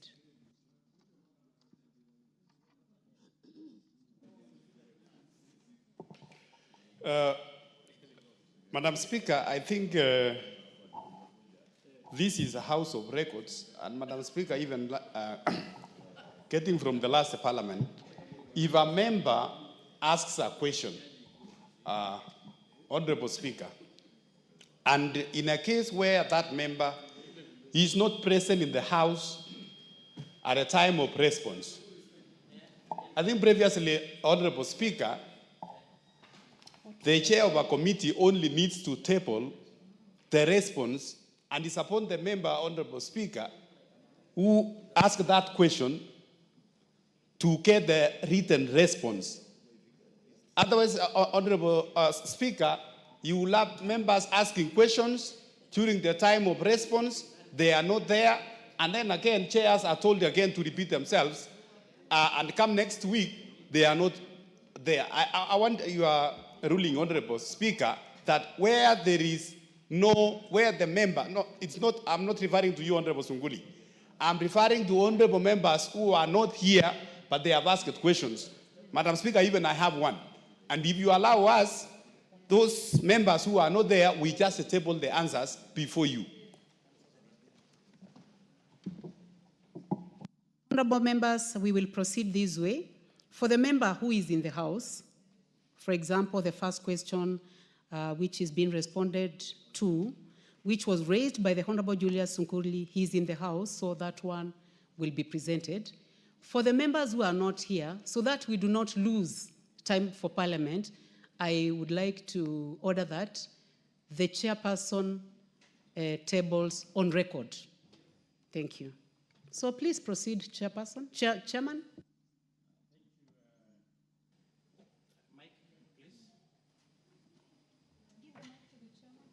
Thank you, Madam Speaker. So, in regards to your guidance, of course, I will have the two, which I will table. One for record. Before I respond to the Sunguli, I've got a response from the Honorable Member for Kisii County, Honorable Doris Donya, regarding the tragic death of Sylvia Kemunto and the escalating cases of gender-based violence. As you guided, once I'm done, I will table on the table. Also, Madam Speaker, also with me here, I've got a response from the Member of Parliament for Mogotio constituency, Honorable Ruben Kiborek. I just want to show that I don't, yes? Just take your seat for a minute. Honorable members, the Honorable Doris Donya had written to the Speaker, and she had requested that this be deferred. And I would like to respect the fact that the Speaker granted that. So kindly defer the one for the Honorable Doris Donya, member for Kisii. And for the purpose of order, you may start with the one for the Honorable Julius Sunkuli, who is already here. Then we can proceed downwards. So, well-guided, Honorable Speaker. Honorable Speaker, I want to respond as follows. The question from the Honorable Member for Kilgoris, Honorable Julius Sunkuli, who had sought in particular a statement regarding the land clashes in Angata Barikoi. And in particular, the Member of Parliament wanted a report on who authorized police officers to use live ammunition against the citizens. Why did the land registrar and the surveyors go to survey the land belonging to the people of Angata Barikoi without their consent? And thirdly, why did the ministry retain police officers in Logorian station beyond their useful period? And are they serving special interest? And what interest is this being served? In first response, Honorable Speaker, the government regrets the event that happened in Narok County and wishes to condole with the families that lost their loved one during the unfortunate skirmishes on the 28th April. We pray for a quick recovery for the injured. The parcel of land known as Transmara Moyo 2, located in Transmara South, has been the subject of protracted dispute, both within the courts and through the informal channels, and the land is in question, measuring approximately 6,325 acres.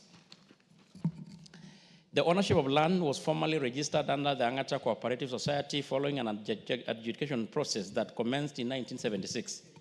However, 88 land titles arising from a subsequent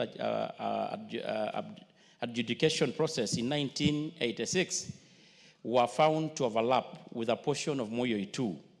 This overlap sparked a series of legal disputes which escalated to the Court of Appeal. The matter was eventually withdrawn from court and resolved amicably through the mutual consent among the litigants. This resolution is documented in a Court of Appeal ruling dated the 24th October 2024.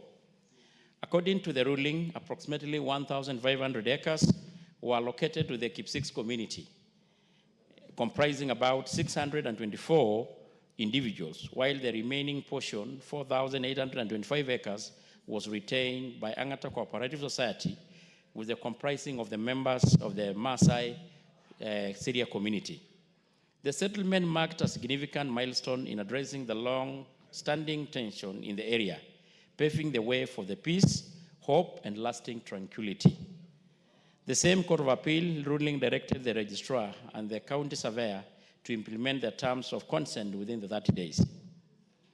On the 28th, that is a beautiful day, during a planned demarcation of the land in question, a confrontation ensued between members of the public, land officers, and the police. In the process, 5 lives were unfortunately lost. Several people, including police and land officers, were injured, and 6 vehicles torched.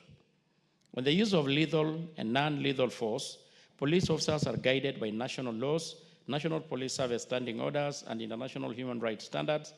Generally, the use of force is expected to be proportional to the threat posed, necessary under the circumstances, accountable under the law. No individual or institution explicitly authorized the use of live ammunition against an armed citizen. However, officers are trained and empowered to assess the situation and respond appropriately in real time. Live ammunition is regarded as a last resort, only to be used when an officer or another individual faces an imminent threat to life or serious injury, when non-lethal options have failed or are deemed insufficient to neutralize a lethal threat. The IPOA is currently investigating the incident, and any police officer found culpable will be dealt with according to the law. As the investigation gets underway, we have taken administrative measures and redeployed all police officers in sub-county, including sub-county police commander, the sub-county criminal investigation officer, and the OCS. We also transferred the deputy county commissioner. On the second, I'm still, protect me, Honorable Speaker, I'm still reading. You will have your time, Honorable Ngano. Why did the land, on the issue of why the land registrar go to survey the land, Honorable Speaker, based on the 24th, on the Court of Appeal, ruling the land demarcation. What is out of order? Madam Speaker, Honorable. I think the chair, I'm sorry to interrupt, ma'am. I think the chair is misleading this house by stating that the DCC has been transferred and the DCC is still working there. Chair, please, you have been in this house together with me Yes, from I have the year been, 2013. but you see, I cannot. And Madam I Speaker. have a lot of respect for you. I know this matter is extremely emotional, but I would like to ask you to take your seat until the chairperson finishing responding, not to yourself, but to the Honorable Member for Kilgoris, who is attentively listening. After that, we will give you an opportunity as one of the community leaders to make your comments. So as emotional as it might be, please keep your cool until the chair finishes. It's not upon you to tell us. It is the member who asked, but you'll have your time. You will have your chance, I promise you. Please proceed, Chairman.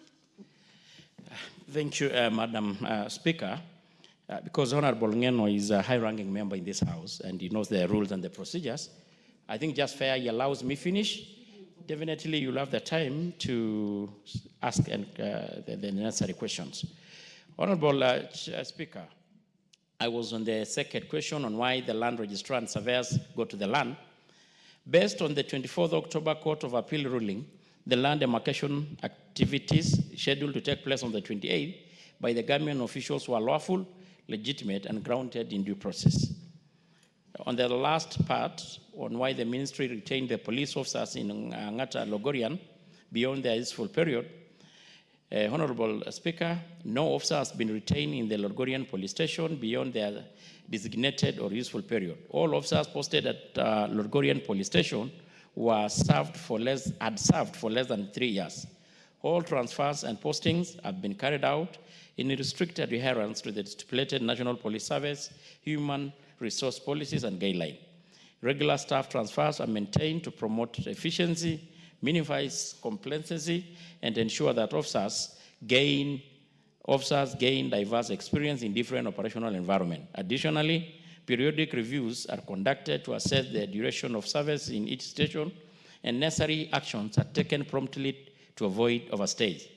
The current staffing situation reflects a well-structured rotation system aligned with institutional objectives and public service best practices. Lastly, Honorable Speaker, we request members of the public to remain calm and maintain law and order, and encourage the parties involved to resolve this dispute amicably. I submit and signed by Honorable Kipchumba Murkomen, EGH, Cabinet Secretary for Interior and National Administration, on the 30th April 2025. Honorable Speaker, kindly, before maybe the member react to the statement, just want to remind the House, one, this question was slated to be responded to about 2 or so weeks ago, but the member was out of the country, and he did request that it waits until he's back. Also, Honorable Speaker, if you see from the response, the letter was signed on the 30th April. That is almost a whole month difference. Ever since, there is a lot that has taken place. There's a lot of water that has gone under the bridge. And I'm sure when the member will get the opportunity to contribute to this, he can able to attest that already as we talk, there is a lot of negotiation and mediation that are underway. One actually being spearheaded by him and my good friend here, Honorable Ngeno, to look a lasting solution into this problem. Also, Honorable Speaker, it's on record, and you remember the committee that I chair on administration and internal security, couples of months ago did visit that Rangatabarikoi because of the same problem. And the report is ready even for tabling on this House. And even then, we were lucky to get even the car that we did deliver to the police to enable them respond to the distress call and able to execute their mandate. So that is the response. I don't want to preempt the issue of the DCC being transferred or not, but I want to confirm that as much as I'm concerned, the DCC had got a letter of transfer. The only hinge was the DDC, who was supposed to report, probably was going to leave, and maybe it was the issue of handing over, which we all know. This guy is a member of parliament for Kilgoris. Despite that being his member of parliament, he was a very senior civil servant before, and even here. So maybe the issue of handing over. That's what I want to state. Chair, I think you've done Yes. justice. Thank you so much. So I don't want you to go beyond that, because we'll give a chance to the Honorable Johanna Ngeno. But I would like to give a chance to the Honorable Julius Sunkuli to tell us whether this is satisfactory or not. Please proceed. Madam Speaker, I want to thank the chairman for the statement that he has made.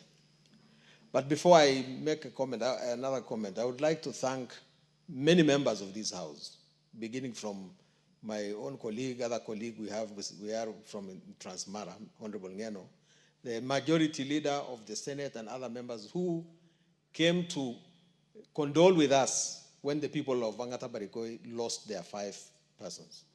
I also want to thank members of the government who came to help us, to condole, to say sorry to those who lost their lives. Madam Speaker, this thing has 2 portions. The first portion is about the land, and the other one is about security. And I must say, when the comments that have been made by the chairman on matters on security, on land, are somehow correct. Actually, let me not delve into the land issues, because there is a process that we have initiated, and the government is involved in it, and we are all involved in it, to ensure that whatever disputes in land that arose from the land have been resolved. The elders from the Kipsigis community, we have met them. Government has met them.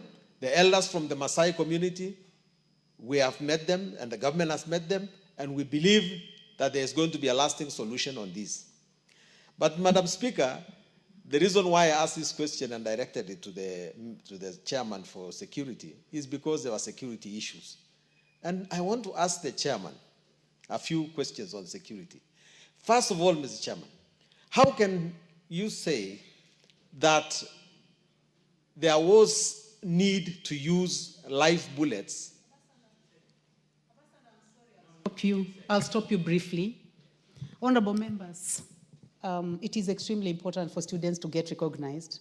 And when they come and we continue and they walk out before we recognize them, it is not in order. So I would like to welcome students.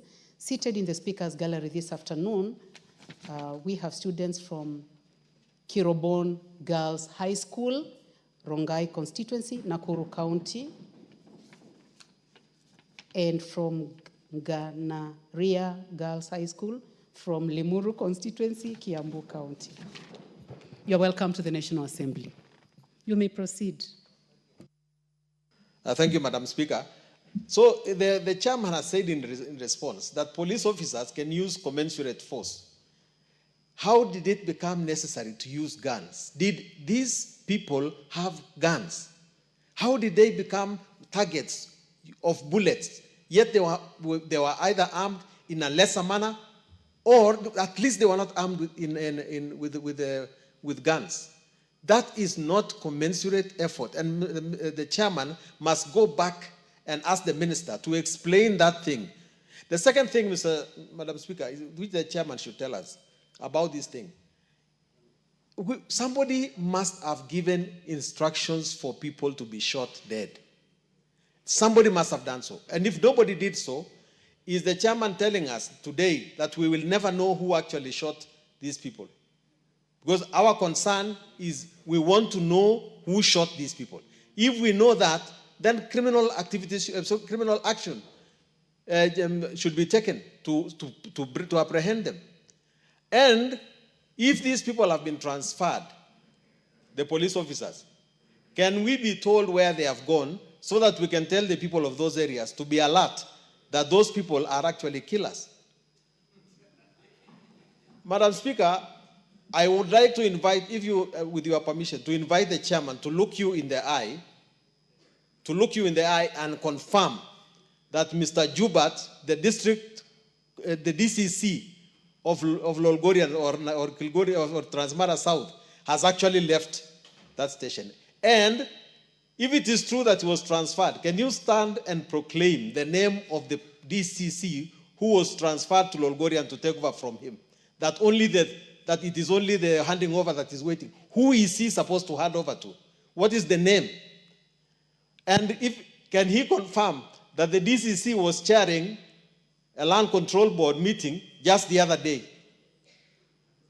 Mr. Chairman, this is giving us a serious issue because we know your integrity, but you have been made to read a statement which is not true. Those officers are well seated there, and we don't understand. We don't hate them. I personally have nothing against it.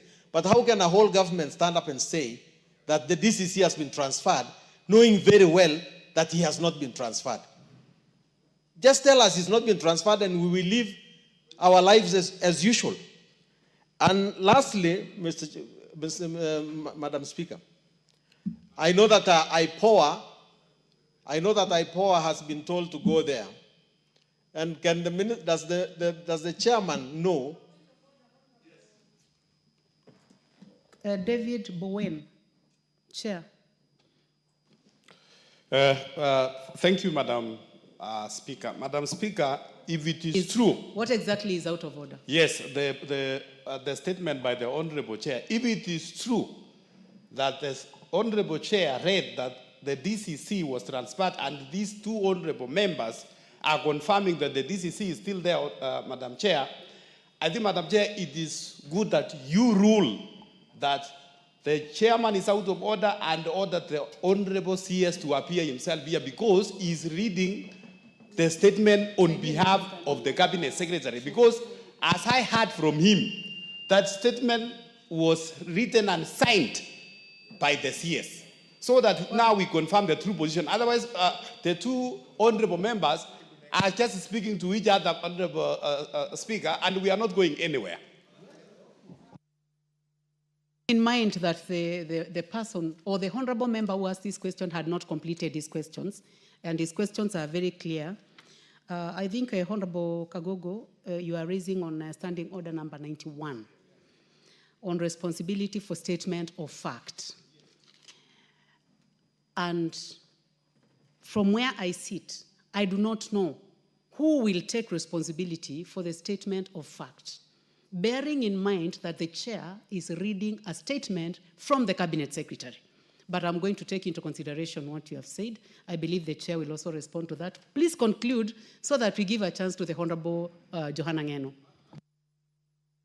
Actually, in conclusion, not in conclusion, the last point that the last question I'm asking, how effective will IPOA be? Is the chairman aware that the police officers have been told not to cooperate with IPOA? Is there another channel that the chairman is going to use in order to bring these facts to be known? Otherwise, Madam Chair, I do not want to open the other wounds because the land issues are being resolved. We want the security issues to be resolved so that the people of Angata Barikoi can stay in peace. And if possible, Mr. Chairman, please bring back the GSU who went.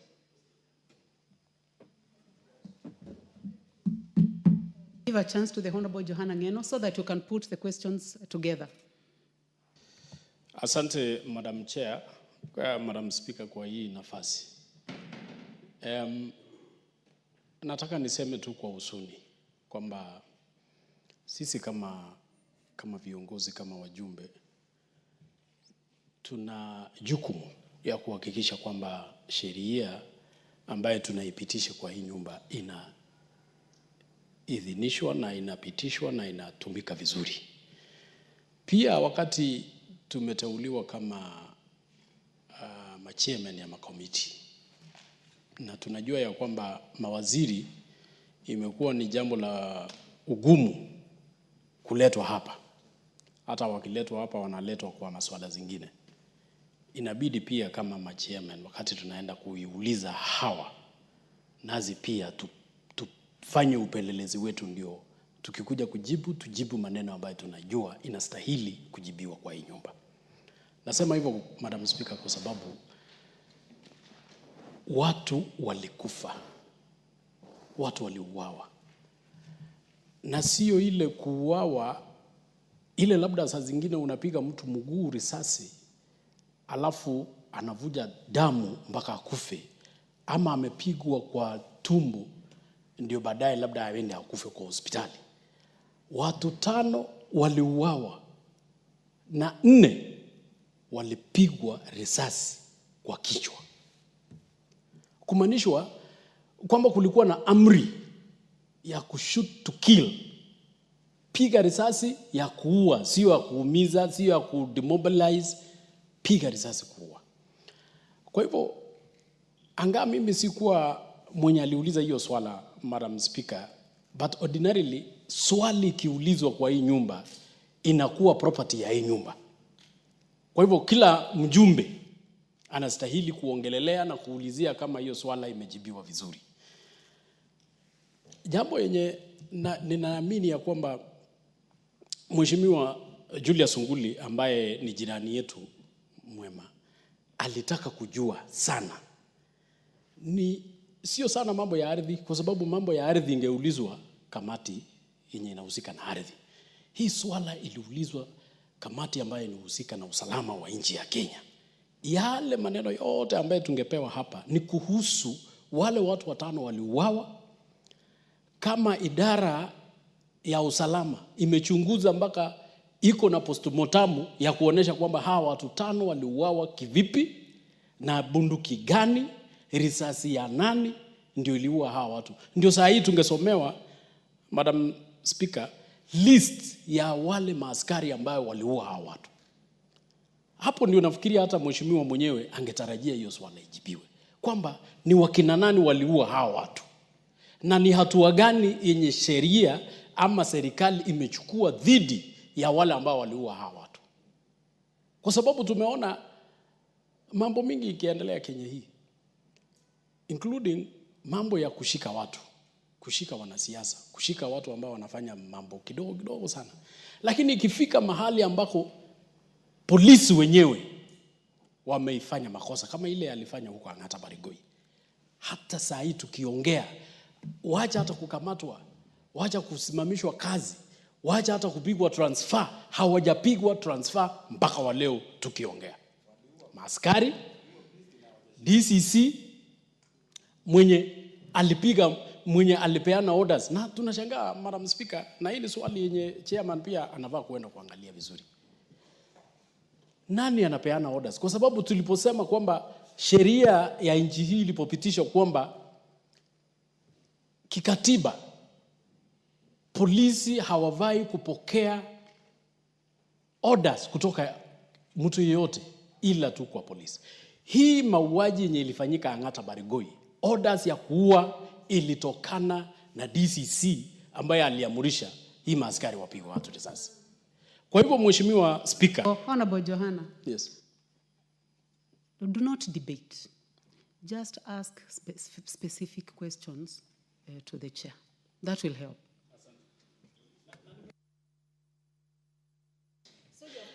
Nimeuliza kama tatu hivi. I give you 2 minutes now. Nimeuliza kama tatu hivi.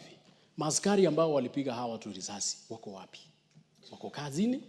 Wamekamatwa ama wamevutwa kazi? Hiyo ni swali ya kwanza. Swali ya pili, DCC ambaye tunaambiwa kwamba alipigwa transfer, ambaye saa hii ako ofisini huko Lolgorian. Mimi mwenyewe ningependa kusema ya kwamba labda hiyo sio makosa ya chairman, lakini tungependa Mheshimiwa Speaker, huyo waziri aletwe hapa ajibu kwamba huyo DCC bado wako kazini ama hayuko kazini. La tatu, tungependa pia tujue kutoka serikali, hii mauaji inaendelea Kenya mzima, including hiyo Ang'ata Barigoi, including hata hii ya priest yenye aliuawa juzi na risasi. Hii watu na including pia, kwa sababu baada ya hawa watu 5 kuuawa, siku 2 baadaye mtu mwingine pia hapo aliuawa na risasi. Lakini mpaka wa leo hakuna mtu amekamatwa. Wale 5 hakuna mtu wenye amekamatwa wenye alihusika. Yule moja pia ambaye anaitwa Langat hajakamatwa mwenye waliuaua. Yule priest yenye tuliona juzi hata hajazikwa. Wale watu walimuua hawajakamatwa.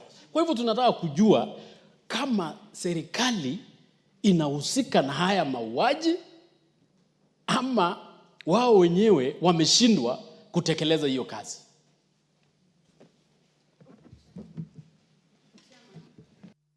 Chairman, I would like to give you a chance to make comments on this, so that we make a decision on what will be done. Thank you, Madam Speaker. But before I kind of respond to, it's worth to note, Madam Speaker, that besides being the chair of this committee, I'm equally a member of the Narok County, where my 2 colleagues also come from. And the people of Ang'ata Barigoi are my great friends and supporters. And I'm equally affected by the loss. And I think I made that one very clearly. Secondly, Honorable Speaker, is also worth noting, as well put by yourself, that of course the statement is written and signed by the Speaker, by the CS. And the statement was signed and written on 30th, almost a month ago. So if for some reasons, maybe some information, especially on the transfer of the DCC, I may need to look for the latest update status report, because as far as I know, that DC was supposed to be transferred immediately. The CS was there, he pronounced it, and I actually want to ride on what my colleagues have said, that unless it's serving somebody's interest, that DCC was supposed to have been transferred just immediately. And if it is still there, I need actually to look the reason why it's still, because the issue of handing over may not take a month. But if need be, as asked by Sunguli, maybe next week, Honorable Speaker, I can able to come with the latest update, especially on what happened with the DCC was supposed to go there. On the issue of IPOA, I want to assure the House and the country that this is an institution that is mandated by law to look excesses of the police, if there are rogue police officers who take the law by their hands and kill innocent Kenyans, the IPOA is the mandated institution to undertake investigation and bring them to books. And I want to assure the country and the Member of Parliament that they are well-resourced, they're well-competent, and they can able to do the job. And I want also to say, Madam Speaker, on the issue of the police officers who were stationed in Angata Barikoi, at least that one I can confirm that the majority of them have been since transferred. But if there is one or two who have not, I can still able to make the case with IG so that they can able to be transferred. Because until then, at least the people who are affected will able to see sense of justice and fairness being done. On the other question, because I think the issue of the DCC, I made it clear, you can give me to Tuesday next week to give the status update on why the DCC is still in Lorgorian, because I'm not aware whether he chaired the meeting. I think that is all I have to say. I want also to appreciate, Madam Speaker, that as much as has been confirmed by the two colleagues, there is a lot of negotiation and mediation ongoing on the issues of land. And I'm very hopeful that we can able to get an amicable solution and a lasting peace into this problem. And once the issue of land is sorted, because it has been the cause of all this problem, then the security issue will be also equally be sorted. Honorable members, I do not know whether you would like us to continue doing the back and forth. I want to give a ruling, honorable members, because the House must make progress. We have several questions to be responded to. And I have listened to the honorable member for Kilgoris, and he appreciates that the question is partially satisfactorily responded to. But there are a few issues that he needs to be updated. And the chair has committed to be able to avail this information in a week. Just give me a minute. I give you... Just a minute. Okay. There is a question. I'm sure that's what he wanted. On the issue of the use of live ammunition, it's very clear, Honorable Speaker, here, even from the response from the Speaker, from the CS and read by myself, no individual or institution explicitly authorize the use of live ammunition. So I think that should get on record. The statement is here. I will table on the House so that we don't get confused. There is no authority whatsoever given to anyone to kill innocent and unarmed Kenyans. So I think that should be rest of that. Honorable members, for the purpose of progress, the chair will avail responses to the questions that have been raised by the honorable member for Kilgoris and the honorable Johanna Ngeno next week in your committee sittings. Thank you. In committee, not in the House, honorable members, in the committee. You have other questions? The question by the Honorable Doris Donya, that one we have said deferred on request to the Speaker, which was assented to. The other two, please table on record. I think I'd read them. Actually, it's only one. The other one was not ready. I can assist you. The one by the Honorable Adan Kainan, member for Elders. I don't, Madam Speaker, I don't have that one ready. Sorry. I want to take that again. Listen, by the Honorable Beatrice Kemei. She's not in the House, so would you like to table on record? Unfortunately, actually, it is listed, but I don't have that response, rather. But I have one for the Mogotio. That one is deferred. Yes. The one for the Honorable Ruben Kiborek, member for Mogotio. I will table it on the table. Proceed to table, please. Okay, thank you.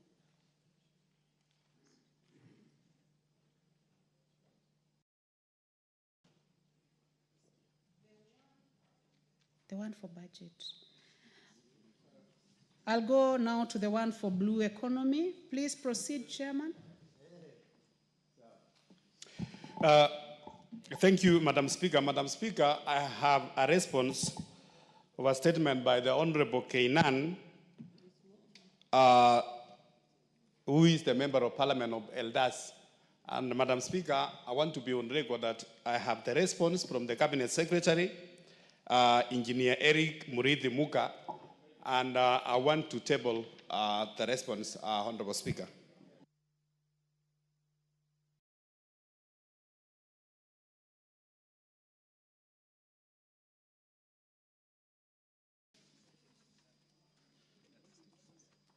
Honorable members, the other statements.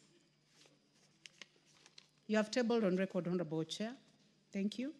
Honorable members, the other statements, I defer all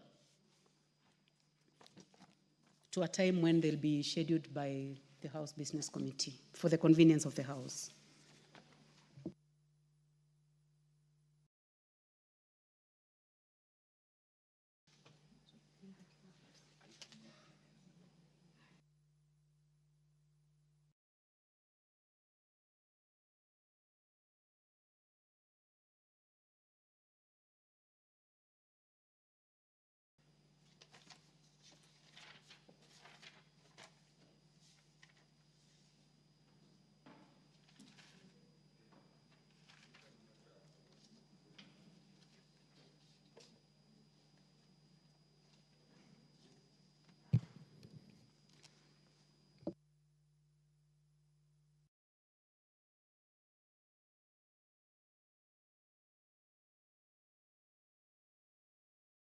Yes, we can. Okay, next order. That will be number 8.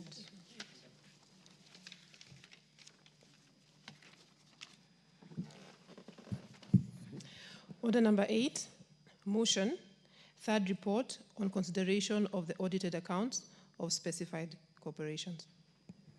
Mover to reply. Yes, there is a honorable member who is ready to reply on behalf of the chair. You may proceed. Thank you, Madam Speaker. I beg to reply on behalf of the chairman of PIC on Social Services, Administration and Agriculture. Madam Speaker, I'm a member of that committee. Madam Speaker, I want to thank members of Parliament that responded and gave their views on the report. As a committee, we've taken note of all the responses, and we're going to utilize those responses and counsel in our next reports. Madam Speaker, I only want to beg that the Committee on Implementation, once this report is adopted, will be able to take up and fast track all the recommendations that we made in that report, so that the state corporations will be able to utilize the responses and the recommendations and align with the regulations and what we recommended. Thank you, Madam Speaker.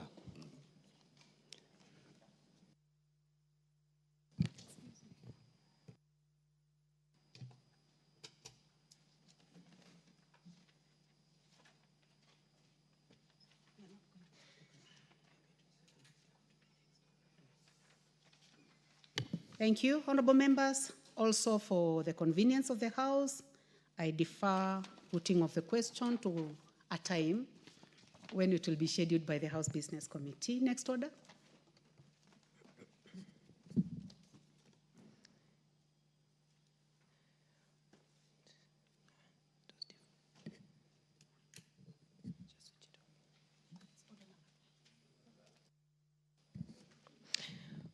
Order number 12, motion, consideration of sessional paper number 7 of 2024 on the National Sanitation Management Policy.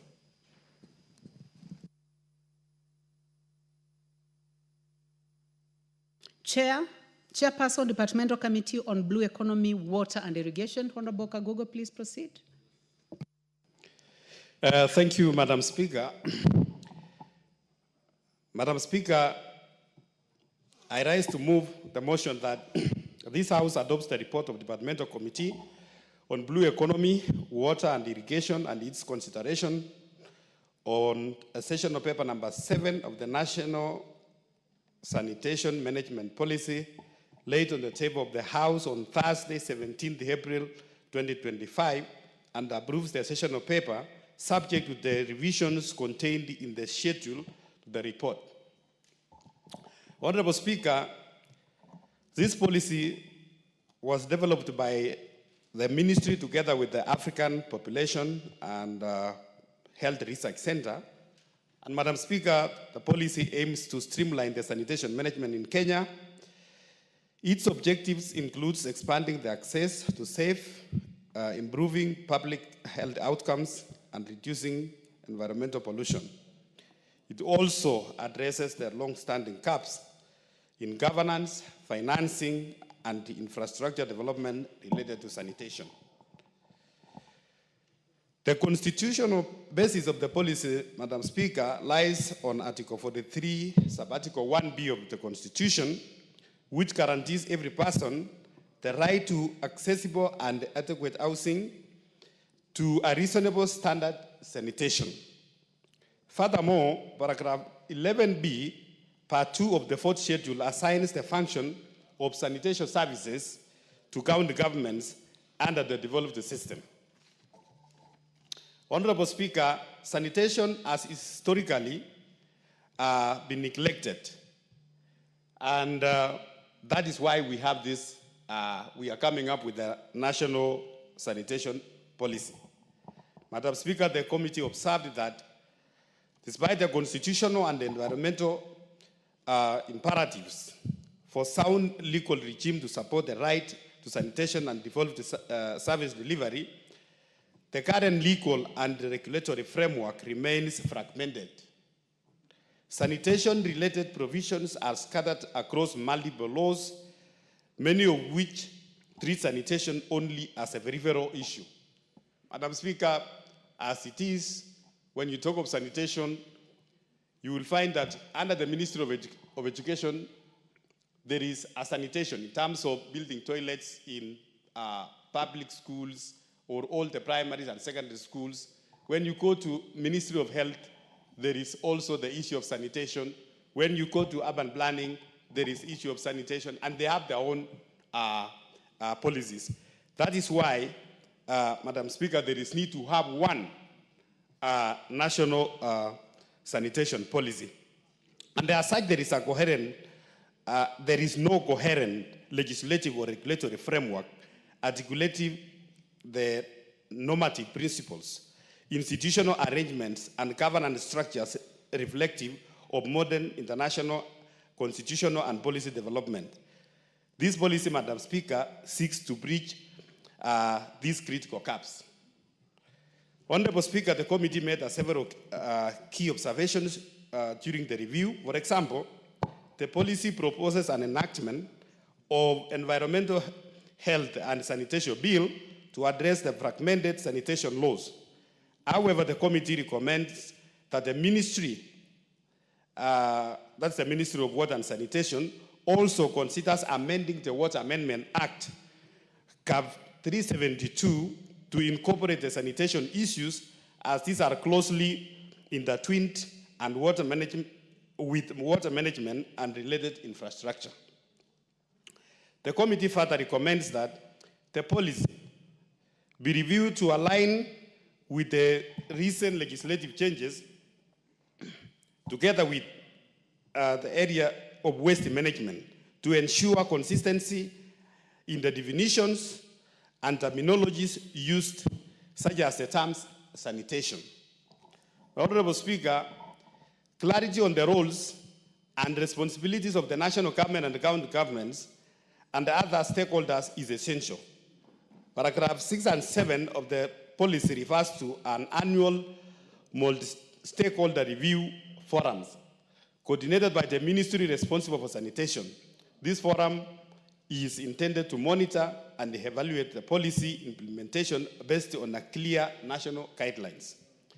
The committee recommends that these guidelines, regulations to be developed by the ministry, should explicitly outline the mandates of the county governments and relevant agencies to avoid the overlaps and conflicts in the implementation. After a thorough review of the session of paper number 7 of 2024, Honorable Speaker, and the consideration of the submission by the key stakeholders, the committee recommends the approval of the policy subject to the revision outlined in the Schedule 1 of the report. And Honorable Speaker, when we sat as a committee and the ministry appeared before us and many stakeholders, we realized, Honorable Speaker, that as a government, over the years, we've been looking into the water projects, water distributions, and we've been disregarding the sanitation over a while. And that is why when the ministry, together with the stakeholders, Honorable Speaker, came up with this policy as a committee, we thought it is wise that we prove it before this House, and we approve that report. Madam Speaker, I wish to express my sincere appreciation to the members of the Committee of Blue Economy, Water and Irrigation for their diligence and dedication during the processing of this policy, and also thank our Secretariat for their unwavering support and the stakeholders also who made their submissions. And indeed, Madam Speaker, I want to ask the honorable colleagues, the members of National Assembly here, that you go through that report, the report which I tabled some time back in this House, Honorable Speaker, and I want to persuade all of you that we approve the national sanitation policy so that it becomes a framework for any institution which is coming up with any sanitation legislation, whether the county government or anyone else. We have a framework as a country. Madam Speaker, I want to move and ask my colleague and a member of the committee, the Honorable Dorothy Mudhoni, the member for Meru County, to second. Thank you, Madam.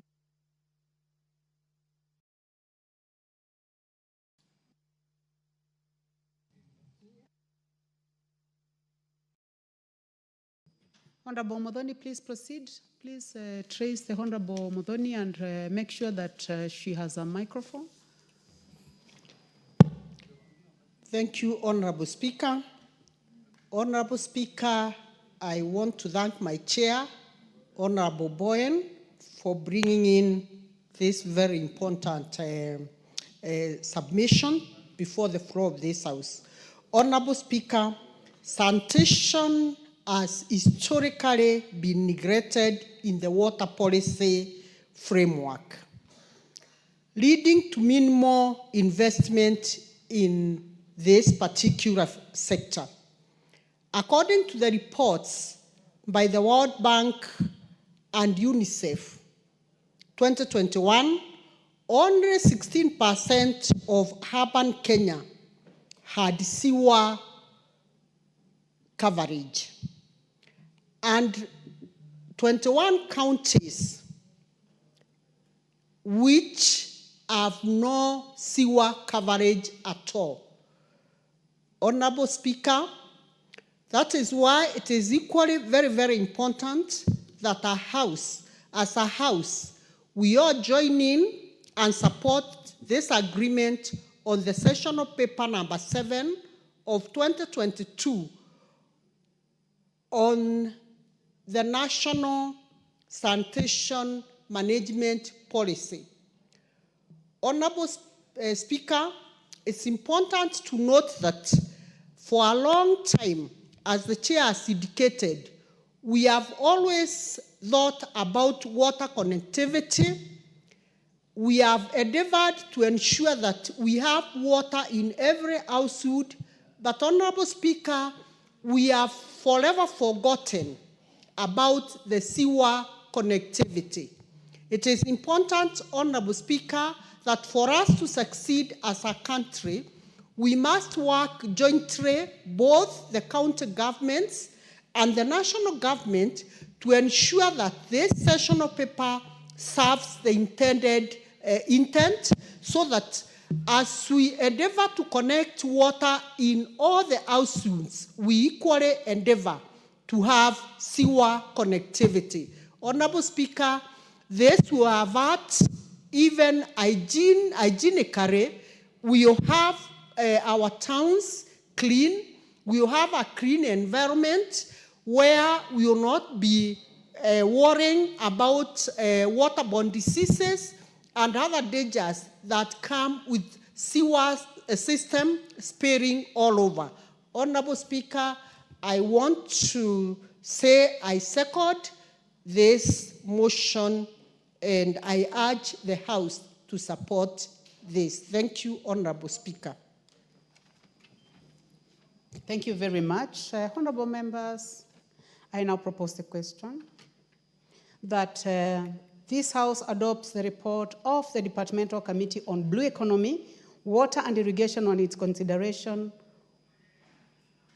of sessional paper number 7 of 2024 on the National Sanitation Management Policy laid on the table of this House on Thursday, 17th April 2025, and approves sessional paper number 7 of 2024 on the National Sanitation Management Policy, subject to the revisions as contained in the schedule to the report. Yes, Honorable Sonkuli. Madam Speaker, I would like to support this policy, although in my opinion, it is not adequate. And I have not heard the chairman or the mover of the motion say how much public participation this has gone through, or at any rate, the quality of the public participation for this. Because, Madam Speaker, this is an area of our life that actually requires a lot of attention. I know that at the preamble at one of the preambles, the principal secretary, Mr. Julius Korir, has said that the intention of this policy is to make Kenya a clean, a prosperous, and secure country. But you can see, Madam Speaker, because all of us travel, especially to the West, that we are still below the mark a lot. And that we need actually to pay attention to our sanitation among everything else. You know, when you go travel outside Kenya, you get the impression that people believe that Africans are dirty and that things that come from Africa are not clean. The food is not clean. And when you visit Africa, you visit with a bottle of water because the water is not clean. I was in Geneva the other day, and in Geneva, you are advised not to buy water because the water from the tap is clean. But we need to pay attention to a number of things. The first thing that I would like to ask that this policy, although it has been mentioned, is on this issue of defecation. That many people in our country still go to the bush to answer the call of nature. And this in itself has a lot of problems because sometimes the places where the people go to have to call of nature are places which are close to the water sources, and that in the end, this finds itself in our water and makes it dirty. It must be strong part of the policy that in every marketplace, in every town, the county government must provide toilets for the people. It must be the case. And that we should eradicate totally this idea of open defecation. There are some markets I have visited, Madam Speaker, where they are asking the MP, can you do for us a toilet? So you wonder, if you don't do that, and the county government has not done so, what are the people going to do about their sanitation? The town is going to be dirty, and you are not likely to find a bush nearby that is clean enough for even the goats to eat the leaves. This is one issue that becomes very important. And Madam Speaker, there are a lot of bad manners that we Kenyans have that we need to get rid of in order for our country to be clean. If you are driving from Kisii to Nairobi, on the way, you have to be careful to close the window because somebody is going to eat something and throw the litter on your car. And if your window is open, it will actually hit you. But even if it does not hit you, some of it hits the ground. And if we do not get rid of these bad manners by legislation, it is going to be a problem. Many people have made a policy in their countries that if you are chewing gum, you have to bear a certain level of responsibility because gum in itself is not biodigestible. And things that are not biodigestible are going in the end to ruin our environment. But more fundamentally, Madam Speaker, in how many counties do we actually have a sewage? We are still using the old system where we build houses and you have your own septic tank and you don't know eventually where this is going to land. As a matter of policy, each county must provide for each town and have a place where the waste, either solid or liquid waste, eventually lands. That is what this policy seems to lack. And we need to embed in these policies. We do not give counties a responsibility without giving them a punishment against it. We must say what exactly happens to counties that do not provide for sewages, that do not provide for sanitation. Madam Speaker, I hope that eventually this policy will be amended, that eventually this policy will be brought to be customized, and more public participation, better public participation, be carried out so that we can have clean and safer cities. I support.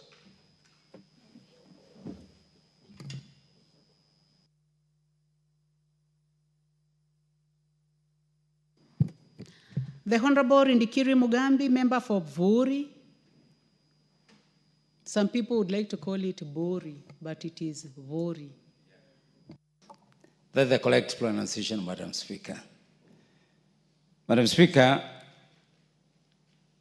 the national sanitation policy is long overdue in this country. Mr. Speaker,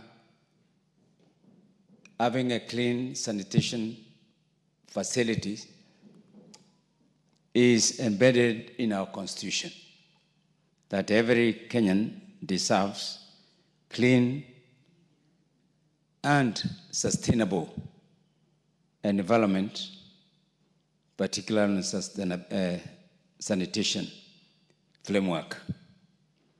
Madam Speaker, a policy is a guide on planning, Madam Speaker, on implementation, regulation, and monitoring. That's what the policy is supposed to address. Madam Speaker, a policy, just like my colleague Honorable Sunkuria said, is supposed to set clear objectives of what needs to be achieved.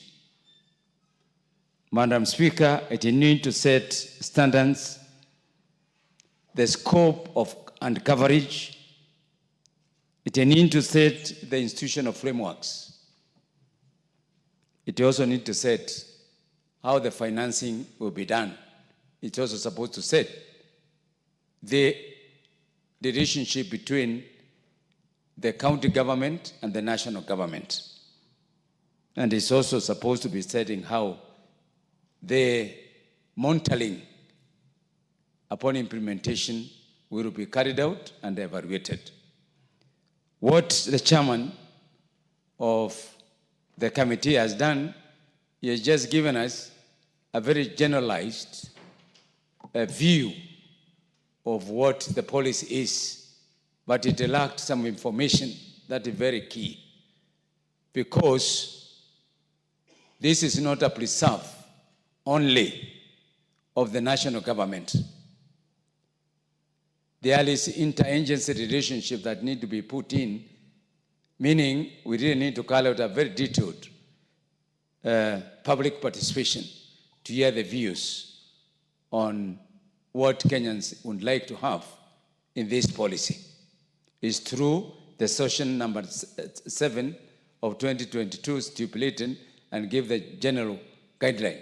It's upon us now to move to the second step and try to actualize. And I believe that is what the committee is trying to do. But for this purpose, because we are operating not at the international level of what can be defined as the best practice of having the best sanitation, it is high time that more time is spent so that we can come up with a clear policy that is acceptable, particularly because there are variations in the areas that is going to be implemented. Madam Speaker, you will realize that when we talk about the urban sanitation facility, we have the cities with a very high population. We have what we call the municipalities. We have the market centers. And all these require different levels of sanitation facilities. Meaning, we have to have adequate financing which need to be embedded in the policy. And saying that we are going to spend this amount of money, particularly on sanitation facilities, so that that money is guided, is not overutilized for other purposes. Madam Speaker, Kenyans, after 60 years of independence, we need to be enjoying the best clean water. But now if you come to this city of us, Nairobi, I think majority of the rivers in this city are polluted against the international standards of human existence. Mr. Speaker, Madam Speaker, we have seen the national government being blamed on certain of these things, but it's a preserve of the county because water is a devolved function. So this policy must take cognizance of the fact that the county government have agreed. I'd like to give Senior a minute to conclude. Would you like to conclude in a minute? Okay. So, Madam Speaker, this is a very serious policy. It's not just a simple policy that didn't need to pass it through just because we need to pass it. After 60 years of independence, we lack a policy that is going to guide us for the future. So appealing to this House, just like my colleague Senior Sunkuli has said, we need to go deeper and put more meat on this policy. To me, this is just given a very small part of what this policy need to be. So I'm asking this House, please let's go back. Let's start from the bottom, going up to, from the small market center, because the population is increasing in towns. There's a lot of movement towards towns. But once you go to the town, the scarcity of water increases. So we give a chance. I'll give a chance now to the Honorable Adan Haji, member for Mandera West. Thank you, Madam Speaker. I was eagerly waiting for order number 15 to move that bill, but I'm also going to say one or two things on the policy. It is important that we have a policy on environment because this is where we live in, and the environment affects everybody. Everybody in this earth is affected in one way or another, and therefore, by having clean environment, by having proper disposal of sewerage, it means that the lives of people with proper disposal of sewerage are far much better. They will be healthier. And by polluting our environment, it means that our lives are compromised and even the lifespans are shortened. And therefore, it is very important to have a national policy, and as my colleague said, at different levels. because we need to have different areas or different urban centers, villages, municipalities. We need to have each one of them a proper way of management of the environmental pollution systems, and hence this policy must be very explicit. What we have now is rather a skeleton. It must be very explicit. It must show steps that are expected to be taken from the very low village level to the urban cities, so that once it is passed and put into law, then we don't have to come up with annual amendments of the bill because ABCD has not been taken care of.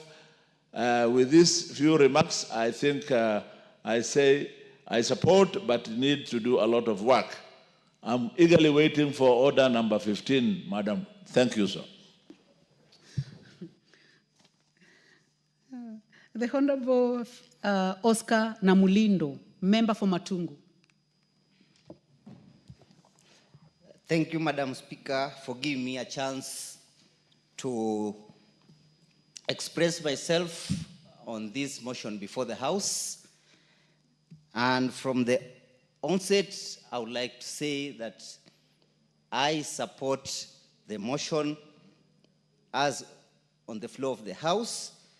Madam Speaker, the National Sanitation Management Policy actually is long overdue, and it should have been enacted in this country almost 30 years ago. Madam Speaker, right now, it is a shame as a country that 50 plus years after independence, we still have polluted rivers, polluted lakes, and we do not have a very elaborate system on how to manage our waste disposal systems. Madam Speaker, first I would like to thank the chair who moved this motion for coming up with this motion today so that we can have this management, sanitation management policy in place.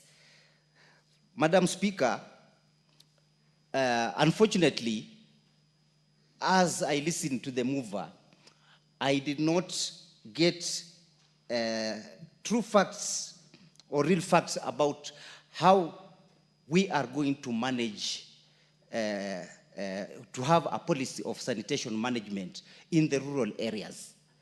Madam Speaker,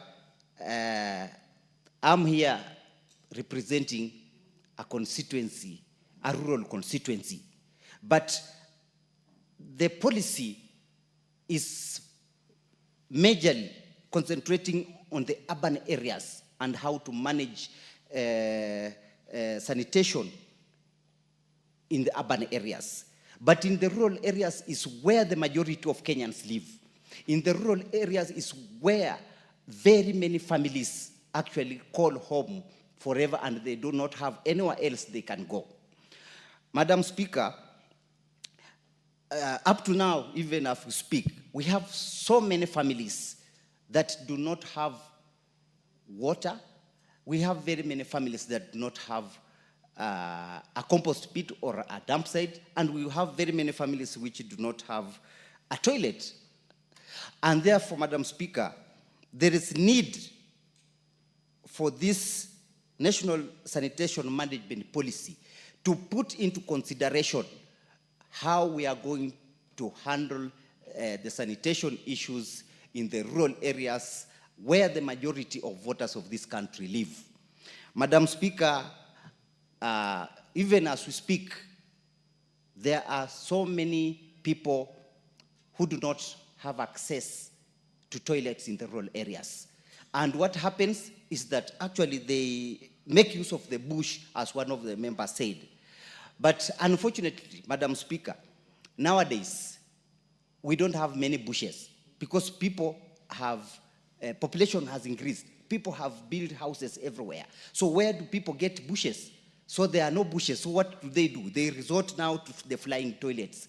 The flying toilets are no longer a preserve of the urban slums. They have now even moved to the rural areas because very many families do not have this simple facility like a toilet.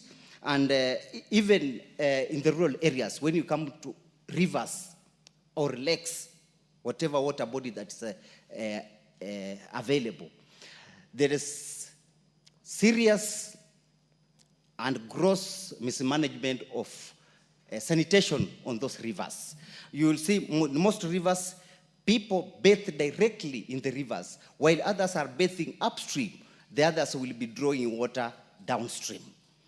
And they even wash their utensils, they wash their clothes directly in the river. And that actually impacts negatively on the sanitation of that water body because others use the same water for drinking downstream. So, Madam Speaker, there is need for us to also consider the rural areas when we are making these policies so that we don't look like. Thank you very much. The Honorable Professor Phyllis Bato, member for Moiben. Thank you. Thank you very much. Thank you, Madam Speaker. I also rise to support the bill from the Department of from the Departmental Committee on Blue Economy, Water and Irrigation on this particular policy, because, Madam Speaker, in as much as it has been said by my colleagues, and I agree that the policy should go deeper and try and address every other issue, I agree that it is a very important bill because of what is happening in Kenya at the moment. Madam Speaker, water and sanitation has been skewed to the issue of water alone, to an extent that the issue of sanitation has been relegated. Madam Speaker, in Kenya, as we speak, water and sanitation is focused mostly on people, on the haves. I mean, it's a very rich affair. It's for the rich, for that matter, because it is only those who can afford to go to places. I mean, if you want to go to a washroom in an urban area in Kenya today, if you don't, you can only visit an hotel, a luxurious hotel or any hotel which has. But for any ordinary Kenyan, you must part with some money for you to get the services. So it becomes very difficult. And it is a nationwide problem, Madam Speaker. A case in point is my county, Uasin Gishu. You can imagine Uasin Gishu County, which houses the city of Eldoret, doesn't have an effective sewer line. So you can imagine that is a city, just like Nairobi City and Kisumu and Mombasa. What happens to the other small urban areas? What happens to the rural areas? It becomes a very tricky situation. So I wish that this policy comes up to address and is cascaded to the entire country, from the urban areas to the rural areas, so that everybody benefits. Water is still also a major problem. In as much as we have, the country has tried to address the Constitution, Article 41 on housing and sanitation, water in urban areas is still a problem. Water in rural areas is a problem. Sanitation, water and sanitation are one and the same. You need water for a clean environment. We have also concentrated on planting trees, greening Kenya, but we have not concentrated on waste management. Such that we have, small business people have come up with ways of managing waste in Kenya, like in our estates in Kenya, for instance. You will find that we have organizations which have taken up the matter, and they are very exploitative. They charge Kenyans very exorbitantly for waste management. So I hope that when we come up with this clear and clear policy, watertight policy, it should address it should address all the issues, including the issue of finance, so that we don't come up with a policy which eventually it ends up exploiting the Kenyans, the Kenyan nation more. Those small business, those business people who have started, who try to manage the waste, should not be overtaxing or overcharging. If you visit, it has become a very serious business for anyone who has connections and can get access to getting a license to manage waste, because you charge any fee irrespective of what services you are going to provide. So, Madam Speaker, now that my time is up, I really support this policy, and I wish that the committee goes further and does public participation and gets the views of every Kenyan, so that once it is done, it will not go back and forth revising it. I support the bill. Thank you very much, Professor Barto. The Honorable Caleb, member for Machakos Town.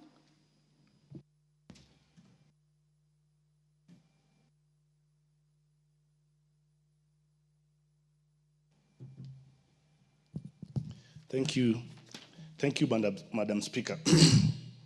I raised to support the bill for the National Sanitation Management Policy. And I join my colleagues when they say that the policy should have gone deeper, actually, to really take care of the sewer part. You know, we've dealt most of the time with water, and we concentrate our efforts in water area. But we forget that this water that we use, it goes to become sewer, it goes somewhere else. And wherever it goes, it has to be managed. When we have a clean environment, we have a healthy nation. And when we have a healthy nation, even the life expectancy of the nation is high. So I raise to support, but ask the committee and the chair to go deeper and deal with the issue of sewer system. Because in my area, we have a river called Athi River. And Athi River is purely now sewer, because all the houses, the dwellings that are around the river emanate raw sewer to Athi River. And then that raw sewer goes to the big dam that we are building in Thwake. So if we do not take care of the sewer system and have good policies that are taking care of the sewer, we are going to have a big sewer in the name of a dam called Thwake, which is costing the government a lot of money. So Michuki tried to clean the river, and it is possible. It is very possible for us to clean the Nairobi River and the rivers that surround the cities, so that we can have clean rivers. We also have some effects of having this sewer in our lower area. You go down from Machakos, you know that river flows from Machakos, goes to Mwala, goes down to Thwake. You find that we have funny diseases that are being caused by this unkept or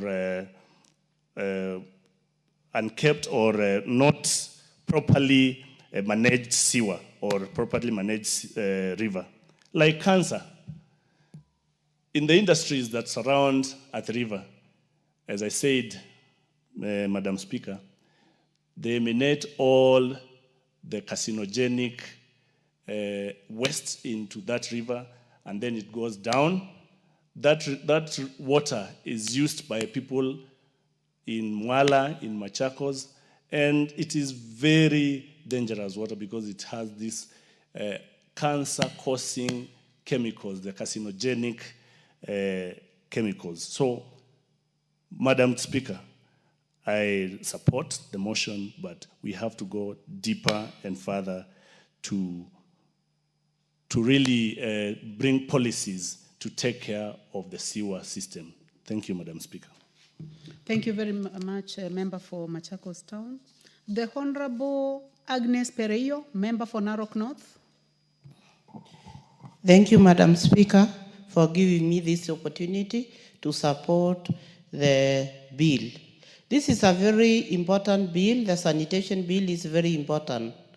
And I think it should go beyond the urban areas and consider the rural areas. Because when you look at the rural areas, people have no toilets, and the rivers that are there are dirty, not fit for human consumption, because these people don't have where to go.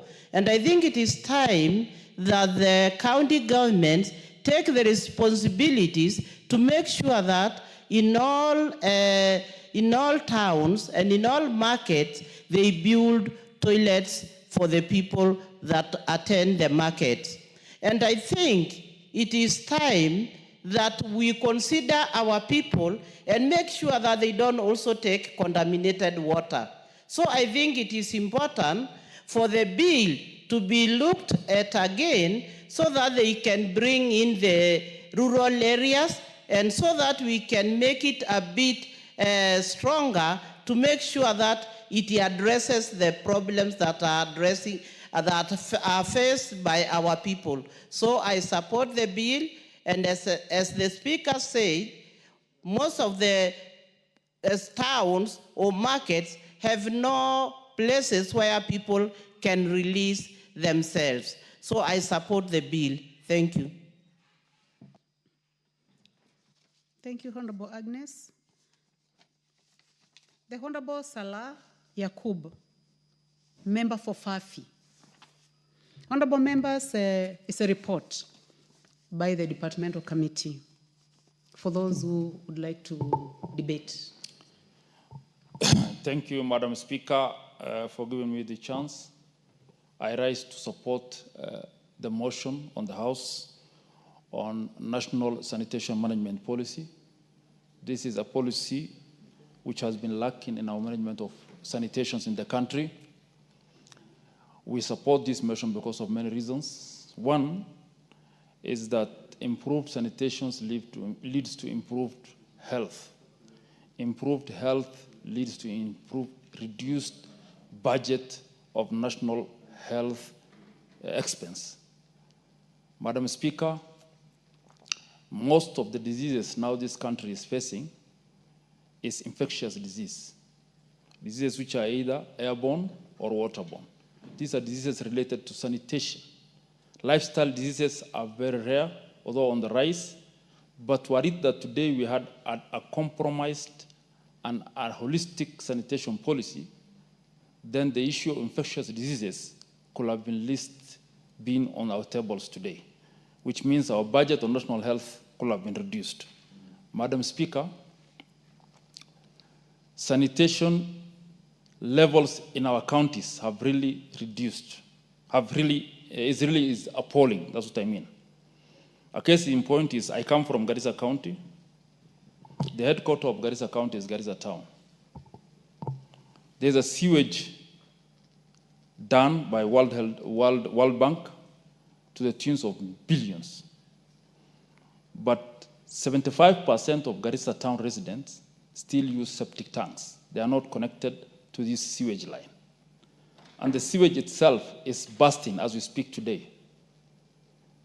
And because there's lack of sanitation policy, which leads to an act which could have led to people being held culpable, that effect of that sanitation or sewage of such magnitude is not felt in Garissa. So inception or consideration of this policy will help cater for such incidents. Garissa County 70% of it uses underground water. Underground water, consumption of underground water is subject to sanitation level. Majority of people use pit latrines in those areas. So our consumption of that water could have been of higher standards if sanitation policies in this country were in place. Wajir is a case in point, where the water table of Wajir town is very low. And most of the water of Wajir town comes from underground water. Sanitation is appalling. 60 years down the line in independence, Wajir headquarters, Wajir town today has no sewage, functioning sewage project or of the magnitude of millions. I don't know whether it's existing, but I think it's not there. So we are supporting this policy because we know the effect it will have on our people. We know the effect it will have on this country. We know that as a developing nation, we want to reach the level of developed countries. And if you want to do that, then the sanitation level in your country should be of higher standards. If you see a neighboring country like Rwanda, you will be shocked the level of cleanliness of that environment because they have functioning policies and acts which are in place. Our dam sites in this country are not to the standards of MCA laws. Anybody who feels like dumping something dumps wherever he wants. County government have no functioning legislature guiding most of them, or if they are there, they are not enforced to the level it's needed. Our hospitals lack incinerators.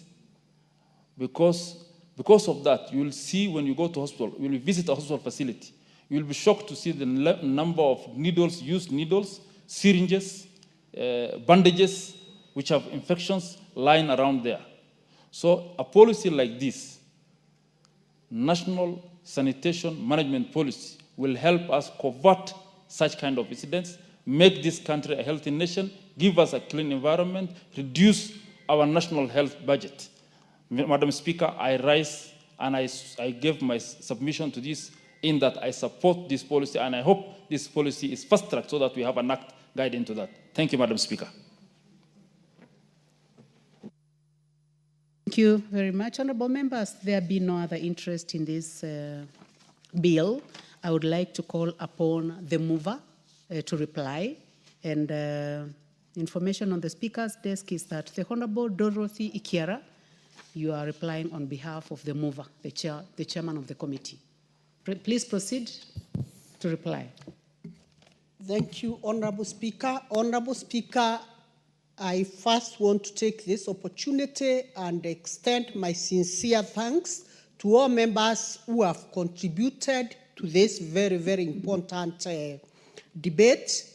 Honorable Speaker, it is important to note that investing in sanitation is not a choice.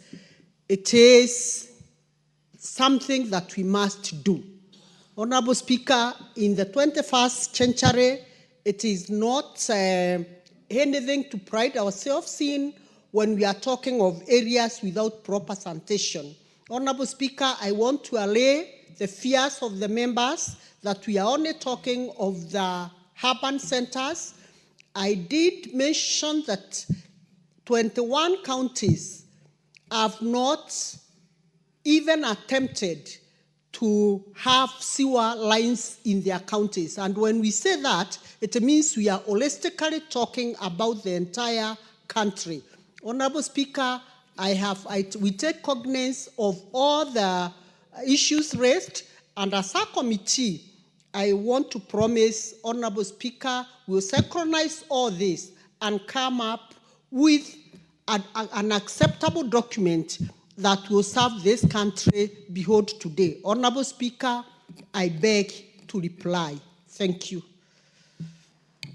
Thank you very much, Honorable Dorothy. Next order.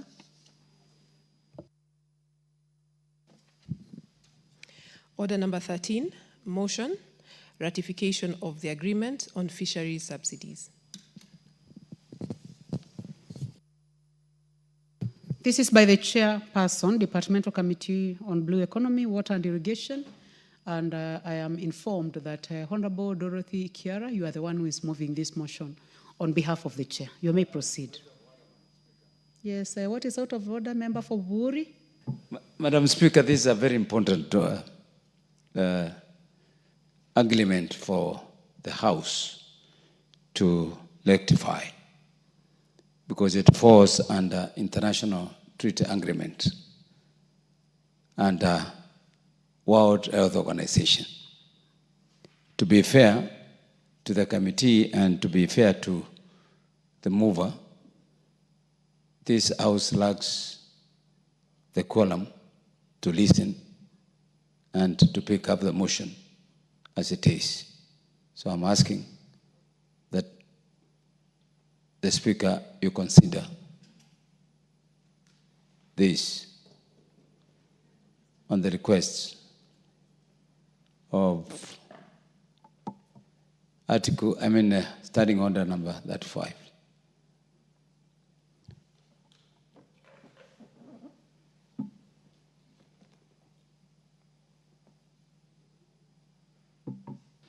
Thank you very much, Honorable Member for Buri.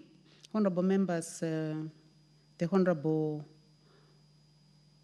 Member has rose on standing order number 35, quorum during the proceedings of the House. And in line with that, I would like to order that quorum bell be rung for 10 minutes.